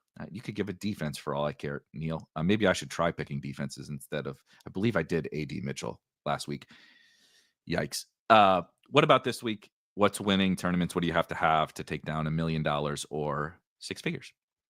Justin Jefferson going to score 40 fantasy points. It is finally Jay Jets week. Going to absolutely demolish the Falcons with or without Sam Darnold. Jefferson is the guy. I'm going Trey McBride, the kind of quasi pivot off of Brock Bowers. My favorite tight end in the NFL is going to finally turn one of these like 4,000 targets into a receiving touchdown. And we're going to get crazy with it, Neil. We're getting two today. The regression's coming all together for 5 years of touchdownless football for Trey McBride. We're getting two today, but let's round up our flag plants here with the crunch time folks and go ahead and bring them in.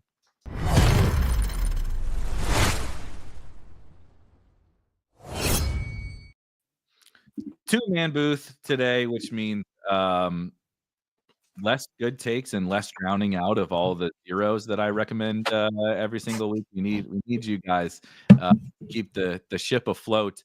Neil was much. I guess I got a little smarter too, going with Trey McBride as opposed to some really crappy player. But Neil went with the best wide receiver in the NFL. Very smart.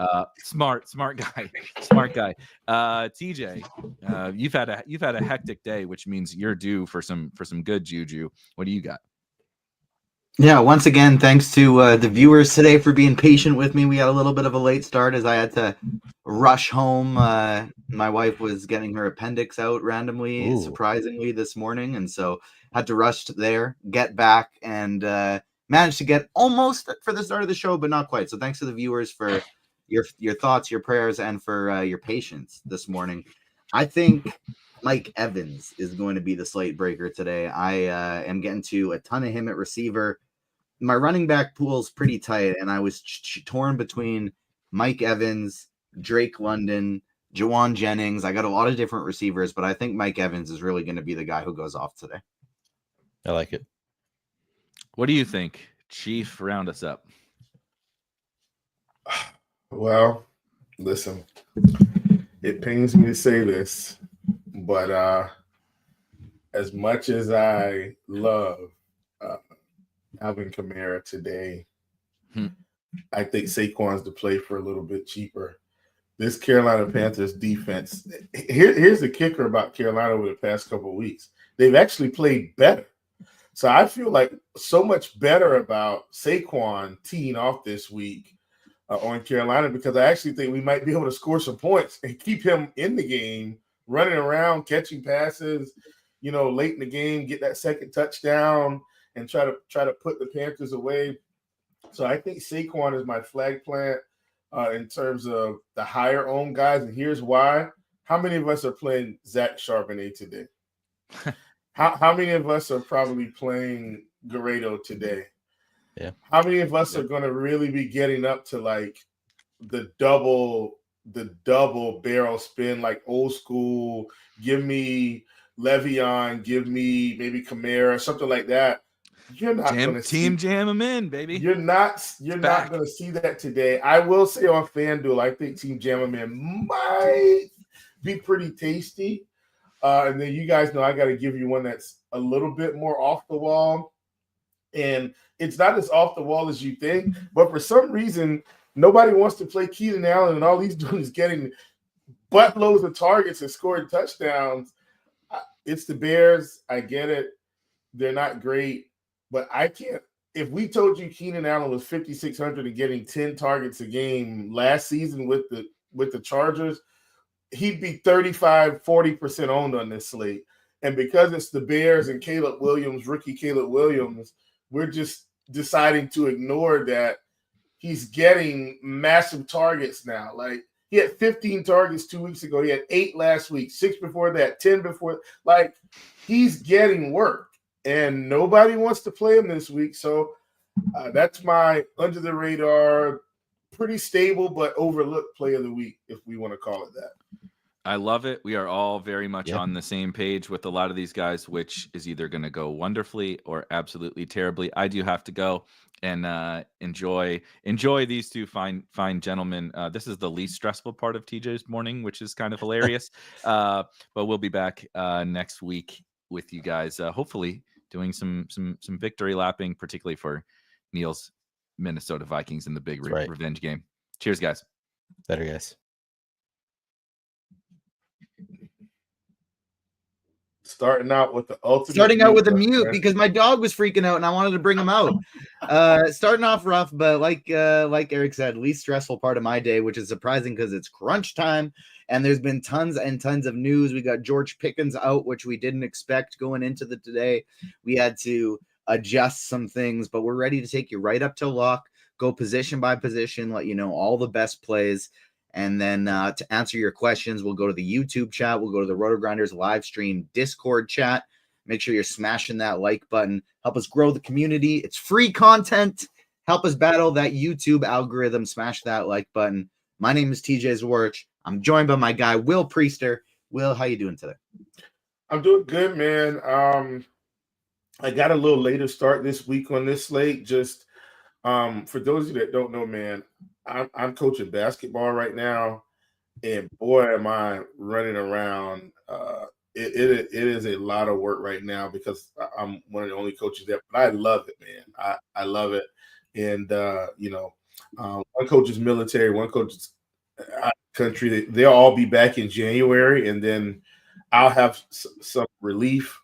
But I'm enjoying it, but that's why I haven't been like around during the week. I just can't be. I've got to be at the school, but man, I'm having so much fun. And so as a result, I got a slightly later start on my DFS week this week because our first game's coming up on Tuesday.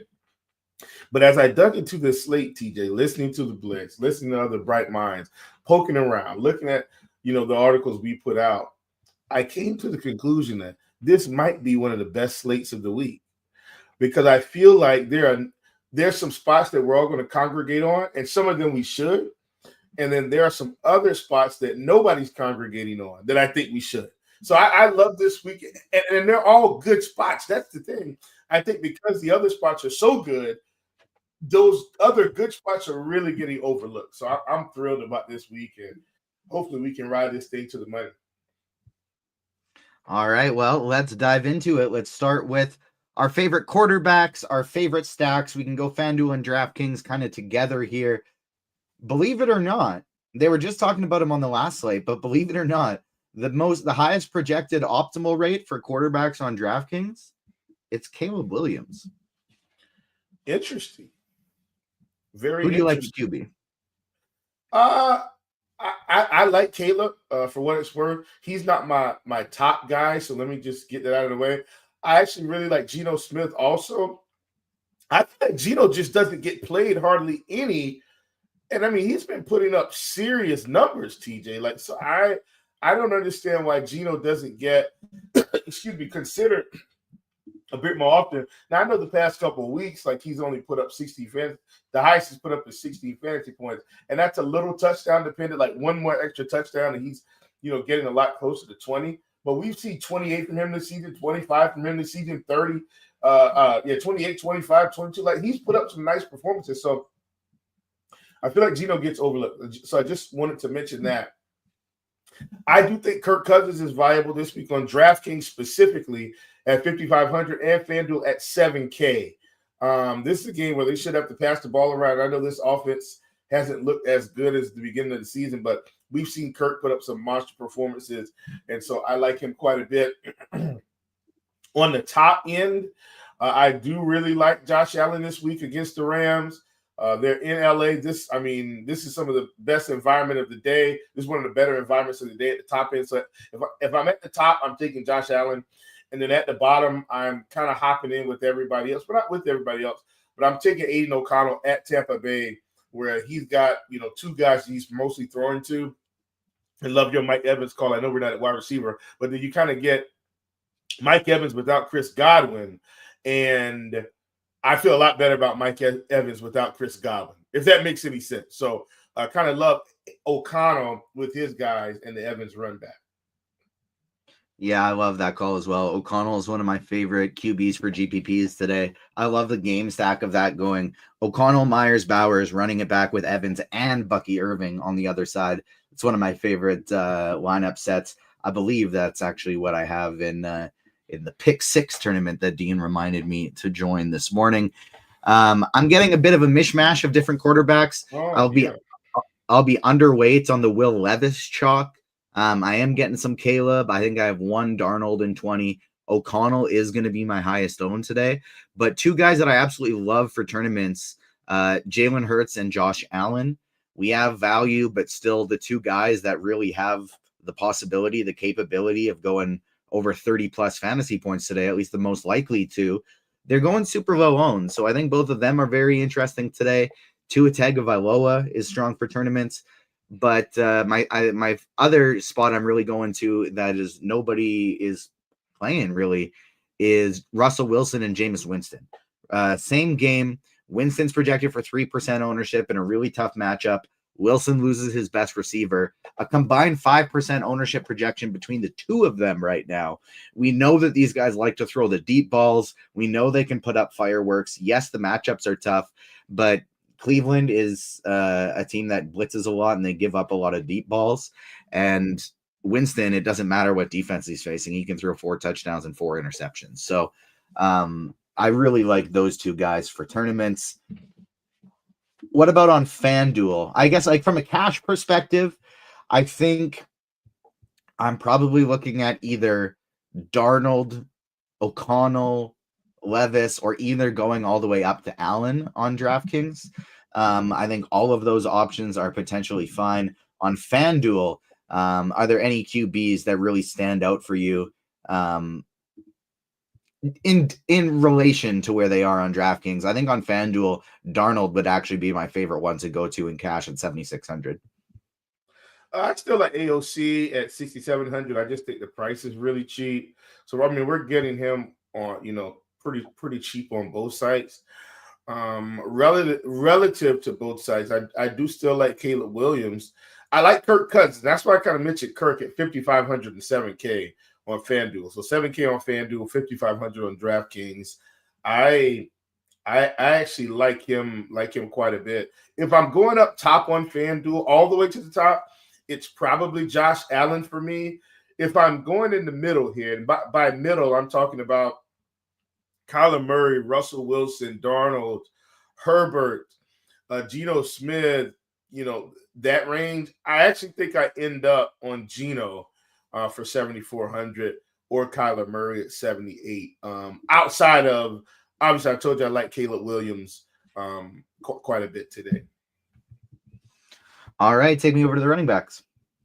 So running backs, I think, the elephant in the room that I'm sure everyone has talked about. I wasn't able to catch the 9:30 show this morning, but I mean, I don't feel like there's any reason for us to overthink the Zach Charbonnet situation because he will be catching passes also. So I think Charbonnet is good. And then, so you've got Allen and then you've got Garindo. And the reason I like Garindo is because I feel like there's just not a backup. So that's why I like him and Charbonnet so much. Whereas Allen at least has, I feel like, a guy that can kind of take some touches away from him in the passing game in the form of Isaiah Davis. I think Garindo should own this backfield today. I mean, we might see Patrick Taylor a little, but I don't think Patrick Taylor is going to have, 40% of the work. You know what I mean? I think Garindo has 80% of the work today, similar to Zach Charbonnet. So I like those two a bit more. Now, full disclosure, I am playing Allen, obviously. You just can't overlook a running back that should own the backfield, but I do like him. So I feel like those are like the elephants in the room. And there you go. So at the top, I am leaning Saquon more than Kamara, but that's just me. Obviously, Kamara in a fantastic spot, TJ. So this isn't something where I'm telling people, don't play Kamara over Saquon. I'm personally leaning Saquon over Kamara between those two. And so I like him quite a bit. I'm not as high on Devin A-Chain as everybody else. The Dolphins, man, they're all over the place this season. Like A-Chain, but I don't plan to be over the field or anything like that. And quite frankly, I don't have him in my main team. So not really worried about him. I definitely like Kyron more than A-Chain, but that's just me. Bucky Irvin, you talked about him. The fact that they're giving him the work, he seems to kind of own the backfield now. That's me. Keith Gibson did have a question, TJ. So, Keith, for me, it's going to be Saquon. For everybody else, it may be Kamara, but I just want to share my thoughts. I like Saquon more than Kamara today for what it's worth. And then last but not least here, TJ, I think Najee, hear me out here. I wasn't as high on Najee until the Pickens news came out. The only reason why I'm saying that is maybe they lean into the run game just a touch more to try to get this offense moving down the field and protect themselves. So that's why I think Najee at 6K could end up being a really good play if they lean into the running game. And Najee may even catch a couple passes up that he otherwise may not have caught today just because they're trying to be a little bit more conservative. So just wanted to put that out there. But those are my main I meant to mention Aaron Jones also. Sorry, Aaron Jones is the guy that I like also in the Minnesota-Atlanta game. Yeah, I actually do have a slight preference over Alvin Kamara above Saquon Barkley. That price difference, I think, is huge. Without Taysom, he's just going to be getting so many touches, but they're both incredible plays. Of the spend-ups, I would rank them Kamara, Barkley, Achane, but Achane is just going to be so low owned. That's why I like him so much. Plus, that Dolphins offense has been humming lately, and the Jets just look worse and worse every week. I have a few lineups that have Kamara, Saquon, and Achane all together, and I feel really, really good about those ones in tournaments. Just flipping the build of everybody going cheap.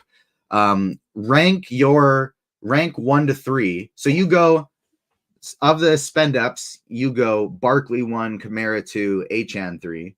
I go Kamara 1, Barkley 2, Achane 3. But we like all of them. They're all great plays. How would you rank the top 3 cheap options of Garindo, Charbonnet, Braylon Allen? Charbonnet, Garindo, Braylon Allen. That's the exact same way that I have it as well. I think it's viable to play all 3 of them in a cash game setting on both DraftKings and FanDuel. You want to load up elsewhere, play all 3 of them together, fade the expensive backs. That is totally fine. But in cash, you're looking at 3 of these 5: Kamara, Barkley, Charbonnet, Garindo, Allen. That's how you're playing it in cash game. 3 of those 5. In tournaments, I honestly think you could just go with that 6-man build as your entire thing, but I'd also want to maybe throw in Tony Pollard, Najee Harris. Bucky Irving is somebody that I really like tonight at low ownership. He's been questionable all week.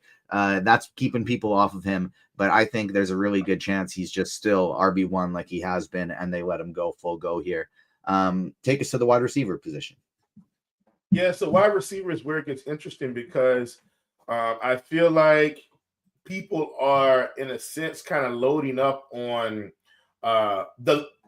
let's call it, so Jacoby Myers, at least according to the Blitz ownership, and I meant to flip this back to RG just to check so I can kind of blend this together. But Jacoby Myers is picking up a fair amount of ownership. Let me say I think that's warranted. His price, the amount of targets he's getting, hopefully if AOC can keep this thing on the rails and keep pushing the ball down the field, they should be looking pretty good. Drake London is picking up a fair amount of ownership as well.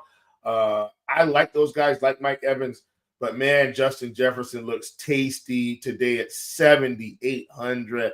And it's been hard for us to see, TJ, because he really hasn't had like consecutive nuclear games. You know what I mean? Like he's had some here and there. Games. Well, I mean, so hear me out. He's had like, so first he had 24 against Indy. That's respectable. 22 against the Rams, respectable. 21 against Detroit. 26 against San Francisco. I feel like he's been respectable, and 26 is pretty good. I think I'll give him that. But like I understand you're saying, hey, no 30 plus this year, no 40-point game. I get it, but if he gets you 28 today, I think we're all fine at 7,800. And so my point is, he's not 9K anymore.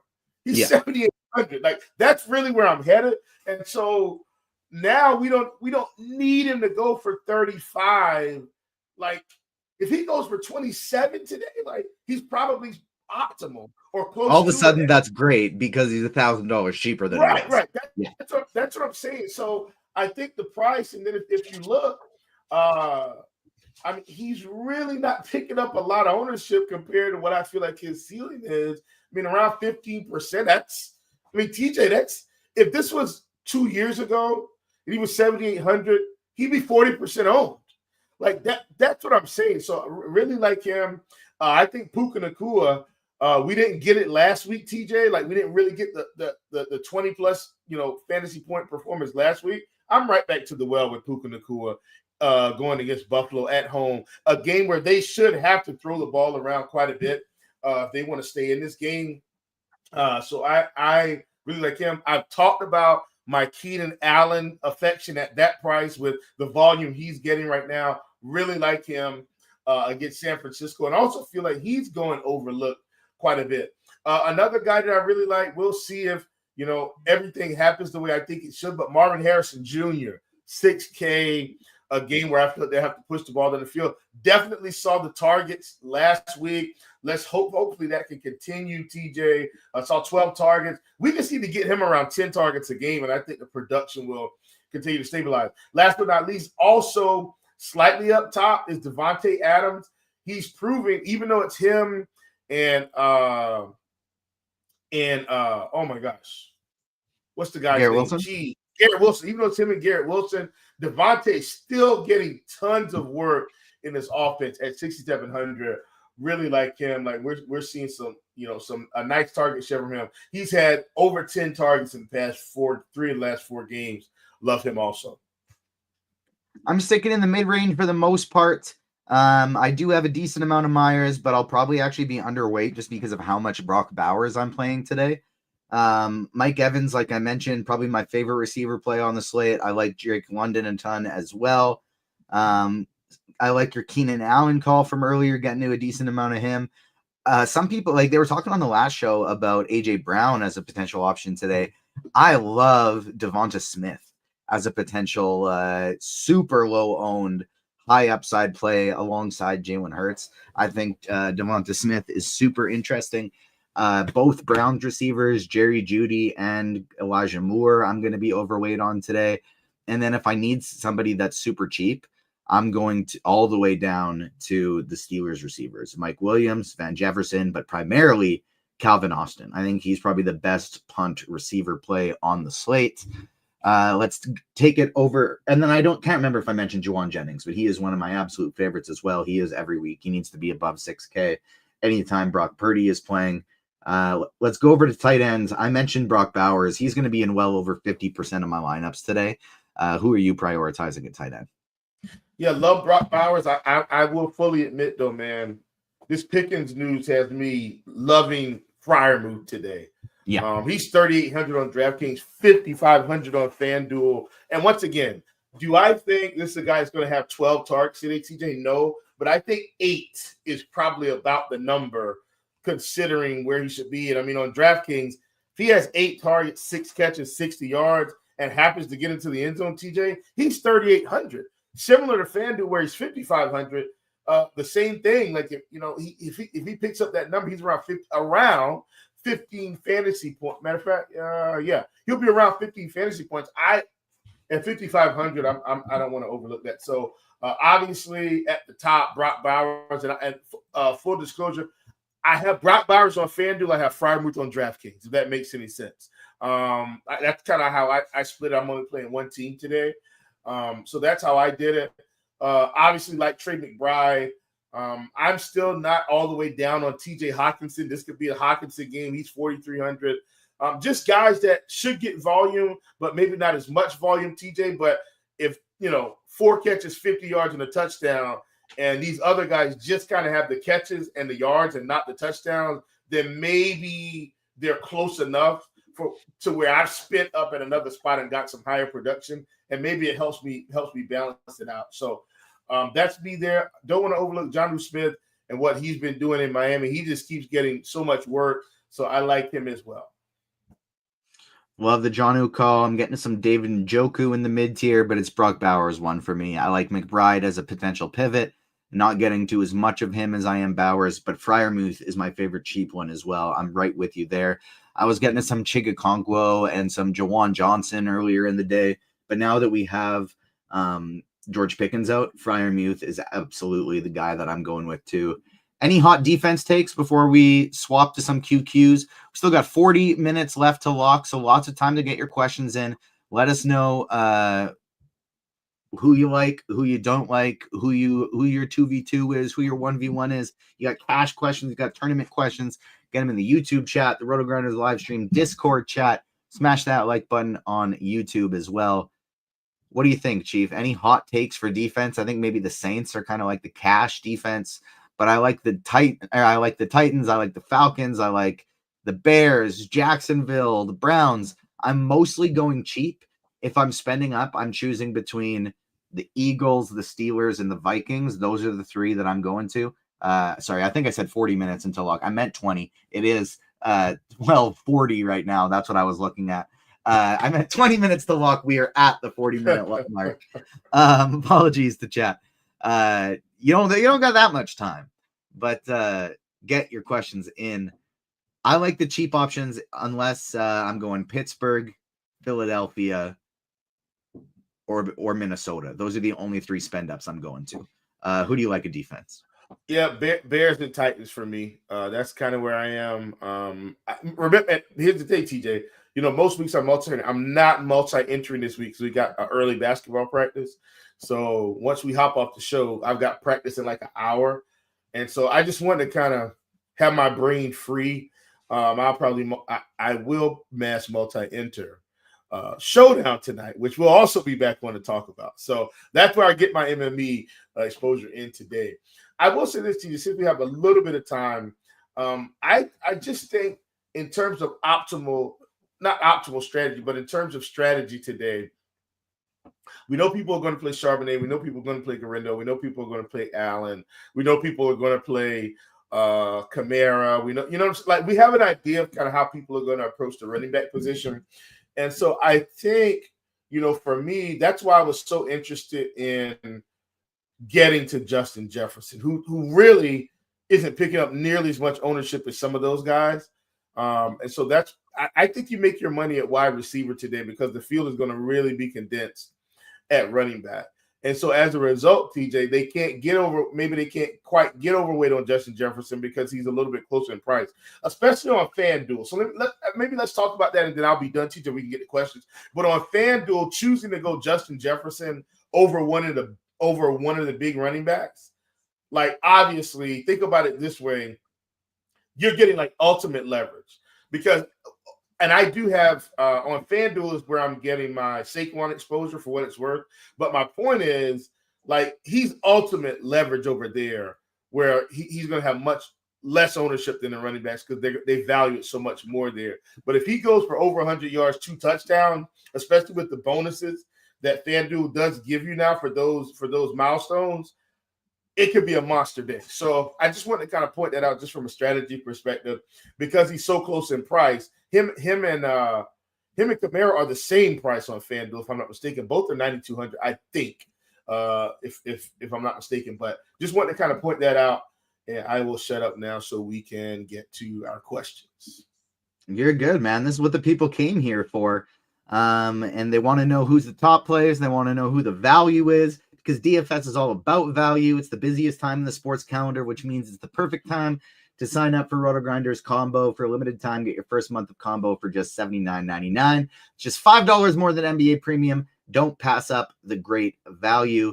And you can also, if you don't want the full RotoGrinders combo, you can just get the props and pick'em package.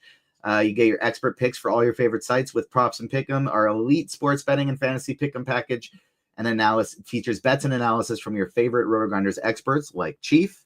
Props and Pick'em also includes tools and data powered by our hard-working projections team. Don't make a bet without it. One of the places you can utilize those Props and Pick'em is Splash Sports. If you haven't signed up to Splash Sports, you still can. Now's the time. Use promo code ROTO10, and when you play $100 in quick picks, you get another $50 right back. And you can only do that with code ROTO10. And here we got Splash Sports right here. What do you think? Should we? Do you have any props that you like today, or have you been too busy to get one in? Because we could look at the quick picks and see if there's a quick. I've got plenty. I've got plenty, TJ. So hit me with your top 3. So I'm not sure if they have them. Let me tell you, I can't play Splash Sports where I live, so that's why I'm not on Splash Sports. I've tried to do it, and they won't even let me do it. So. I do like Nick Chubb more than 11.5 rushing attempts, but I'm not sure if they actually have that prop. So we will have to see. They do. Okay, so I like Nick Chubb more than 11.5 rushing attempts.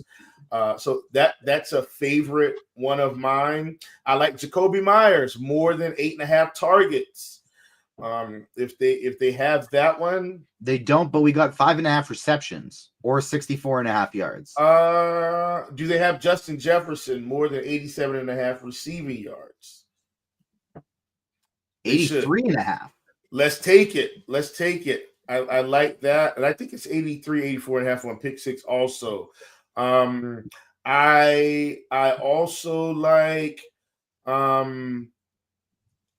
Tyrone Tracy, less than 14.5 rush attempts. Do they have that? They sure do. Yeah. Those are some I like. I like Jalen Hurts, less than 25 pass attempts. This Eagles offense is really not throwing the ball a ton, and they should be in control of this game. So we got 2 in there from the last show with Darnold and Neighbors and Drake London. Then we added a potential Nick Chubb, Justin Jefferson. And then we had one more in there as well with Tyrone Tracy, less than 14.5. All things you can get with Splash Sports. As you can see, some really nice lines on there. Time for some QQs. We got 12 minutes left to lock. Make sure you smash that like button. Get your questions in. I'm going to the RotoGrinders Discord chat first. YouTube second. FanDuel, favorite single entry QB wide receiver stack. Oh, man. Listen, man. For me, I'm not going to lie. It's AOC. It's Brock Bowers, Jacoby Myers, Mike Evans on the other side. FanDuel cash, best quarterback play. I think Sam Darnold is the guy that I'd want to be going with there on FanDuel. I think AOC is also fine if you want to go all the way down, though. Single entry, Titans D and Justin Jefferson, or Minnesota D and Evans. I know you're big on Jefferson, but they do say it's a Raiders stack. So Evans does provide a run back in that situation. Yeah, let's go the Evans route. FanDuel single entry, Jefferson and Evans, and Justin Jefferson, Mike Evans, and Van Jefferson. This is FanDuel, right? You did say FanDuel. So Mike Evans okay. is bold, so I'm just going to take him out. Justin Jefferson and Van Jefferson, or Tyreek Hill and Calvin Austin III. Justin Jefferson, man. I think Jefferson's better than Tyreek today. That's my read. All right, switching over to YouTube. FanDuel single entry, Saquon or Kamara. I like Kamara. You like Saquon. Yeah. Split decision. Take your pick. Either one is fine, I think. Season long, you going with Purdy or Levis? Oh boy, I think I still go with Purdy. Purdy's been better longer. Man, I don't trust Will Levis, man. Jeffrey Kilmer pointing out it's been a while since Aaron Jones has shown a ceiling. What is it about him you like today? So I like the fact that the game is should be competitive.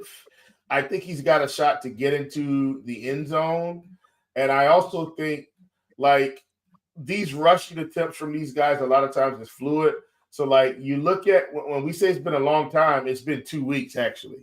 Like he just had 24 fantasy points 2 weeks ago against the Chicago Bears. In that game, he had 22 rushing attempts.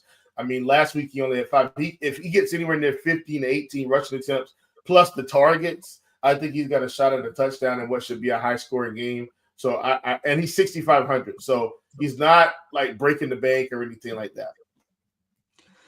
All right, FanDuel single entry. You want Aiden O'Connell, Alvin Kamara. It's a 4v4. Okay. So you got prep. Yeah. Gotcha. Aiden O'Connell, Kamara, Mike Evans, Saints defense, Sam Darnold, Saquon Barkley, Calvin Ridley, Eagles defense. The first one. Yeah, I agree that the first one. Evans over Ridley is just the big you got to do it. Yeah. DK single entry, AOC, Bowers, and Vikings, or Baker, Otton, and the Steelers. The first one. Same page for me there as well. Let's see. We got a lot of people. I'm at the point in chat where a lot of people were laughing at my 40 minutes to lock. Levis and London, or Kyler Murray and Keenan Allen, DK Cash. Kyler Keenan.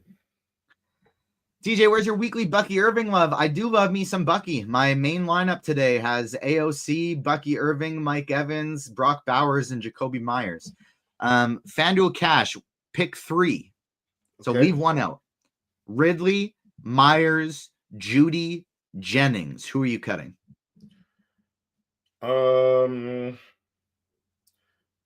Myers and Judy stay for sure. Like those are the absolutes. I think here's what I do in this situation. I play both. So I take Myers, Judy, Jennings. Then I take a Myers, Judy, Ridley. That's how I would play it. Yeah, I prefer Jennings in that spot. I think Ridley definitely has big upside, but in a cash setting, I think Jennings feels a little bit safer there. What do you think about Khalil Shakir? Colton wants to know. I think he's just okay. Like I actually think, at some point, Cooper's going to emerge. So he's just okay. I don't think he's a must play by any means. Yeah, I'm getting some Josh Allen, but I'm kind of just stacking him naked. I'm not going with any Shakir. Honestly, I think the way to play that game, if you're playing Allen, is play him and then play Nakua or Kupp on the other side. Like that's probably the way to play that game. Yeah, I think so too.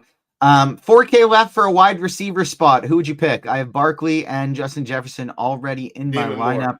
David Moore, 4K. David Moore, I agree. David Moore would be the guy that I would be going with there. With Jalen Coker out, especially because like he's been somewhat chalky, and he's got Barkley too, which is good correlation if the game goes how I think. Like Carolina should have to throw it late. Especially because like people expected Coker to play all week, and so nobody even thought about David Moore. So he actually is one of the better cheap options at receiver today. Mike Evans, Braylon Allen, or Jacoby Myers and Bucky Irving? Mike Evans, Braylon Allen. Honestly, for me, it's Jacoby and Bucky. Like Myers is getting too much volume. It's pretty much the same as Evans or more. And Bucky Irving, I definitely think right now is better than Braylon Allen.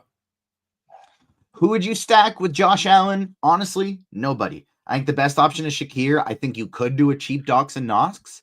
I would maybe upgrade Shakir and or Cooper if Keon Coleman is out. But as it stands, nobody. I think you play Josh Allen naked. I think you stack him with Nakua or Cup, which I know that I know what they're asking, but what I'm telling you is stack him on the other side. That's what I would do. All right. As I was scrolling through questions, I missed a few of the spam bots I got to delete. London and Levis or Murray and Allen for DK Cash? London, Levis, Murray. Murray, Allen for me. Single entry GPP. As you can tell, I don't trust Will Levis. That's basically what this comes down to.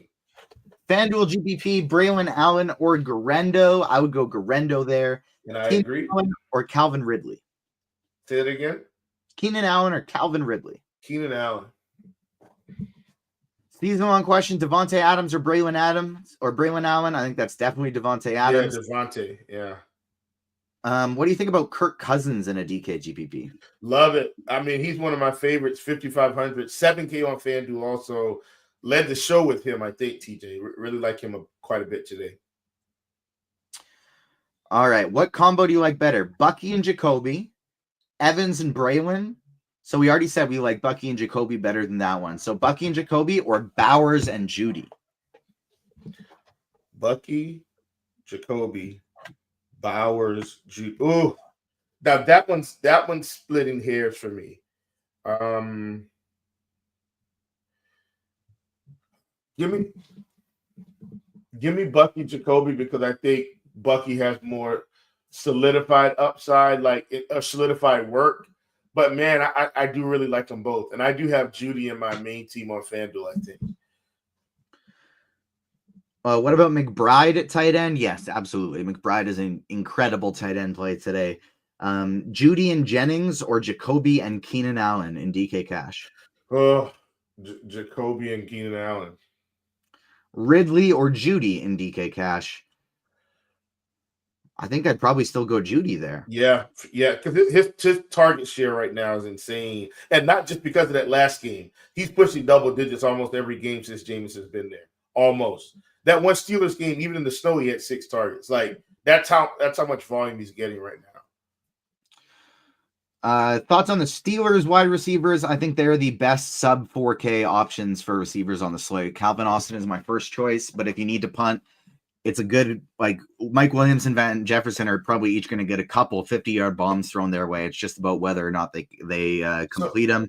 So let me say this, TJ. Like, as much as we like these receivers, I think Pat Freiermuth and Jaylen Warren are like excellent options off those cheaper receivers that might not get a whole lot of ownership anyway, but they could be heavily involved in the passing game today. Heavily involved. Yeah, I'm with you there 100%. FanDuel Cash, Freiermuth or Otten. I think you have to play Bowers in Cash. I think that's kind of a cash game must today. But if you are choosing between the two of them, it's Freiermuth. No mention on the Raiders running backs. No. It's a tough matchup on the ground. They're probably going to be down in this game. I don't need any Sincere McCormick or Amir Abdullah when we already have this much value at running back. FanDuel Cash, defense, $3,900 or under. So that's. I think I have the Bears. I think weren't the Bears like 3,400? Looking at FanDuel defense right now, I would go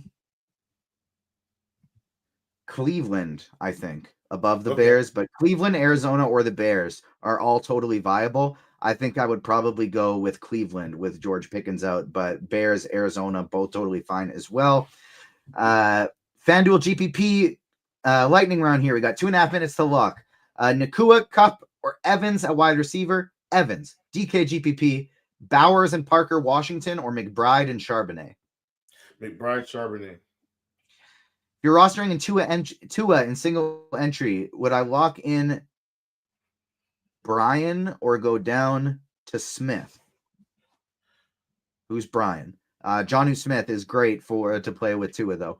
What about Dwayne Washington, the tight end for Pittsburgh? I think in Millie Maker type stuff, that's not the craziest thing. He's been seeing more run, but only if you're playing a ton of lineups. Abdullah or McCormick? McCormick. Oh, that was supposed to say McBride, not Brian. So if I'm rostering Tua, should I go to McBride or Smith? I would probably play Jonnu with him. Season long, Braylon Allen or Jordan Addison? Probably Braylon Allen on that one. All right. We have caught up on questions with 1 minute left to go. Get your lineups in. Set them because we are locking. Would you play Bijan Robinson in your cousin stack? Sure. I like London because he's getting volume. Yeah. He's back to getting targets. Sorry about that. With Cousins is Ray Raymond Cloud. He's been getting more targets lately. I like the idea of mixing in a little Ray. He's had 6 in back-to-back games, I think. Yeah. So I don't mind that one bit. We are coming up until lock, so make sure you get your lineups in. You smash the like button, and good luck today, everybody. I don't think there's a whole lot of news. We're still waiting on DJ Moore and DeAndre Swift are expected to play here in the afternoon. So we should basically be good to go if I'm not mistaken. Good luck in all your contests. Hope you win some money today. FanDuel Cash, Falcons or Giants defense. That would be the Falcons defense. I think that's pretty much it. We've covered the admins, we've covered the questions, and we have hit lock. Chief and I will be back later this evening at 6:40, I believe. No, 7:40 Eastern time. No, 6:40 Eastern 6:40. 6:40, yeah. 6:40 Eastern time. We're talking about the Sunday night football game between the Chiefs and the Chargers. So make sure you tune into some showdown content later in the day. And that's about it. On behalf of the whole crew that led us up to lock this morning, on behalf of myself, Chief, we'll see you next time, everybody. Good luck. Peace. You have been crunched.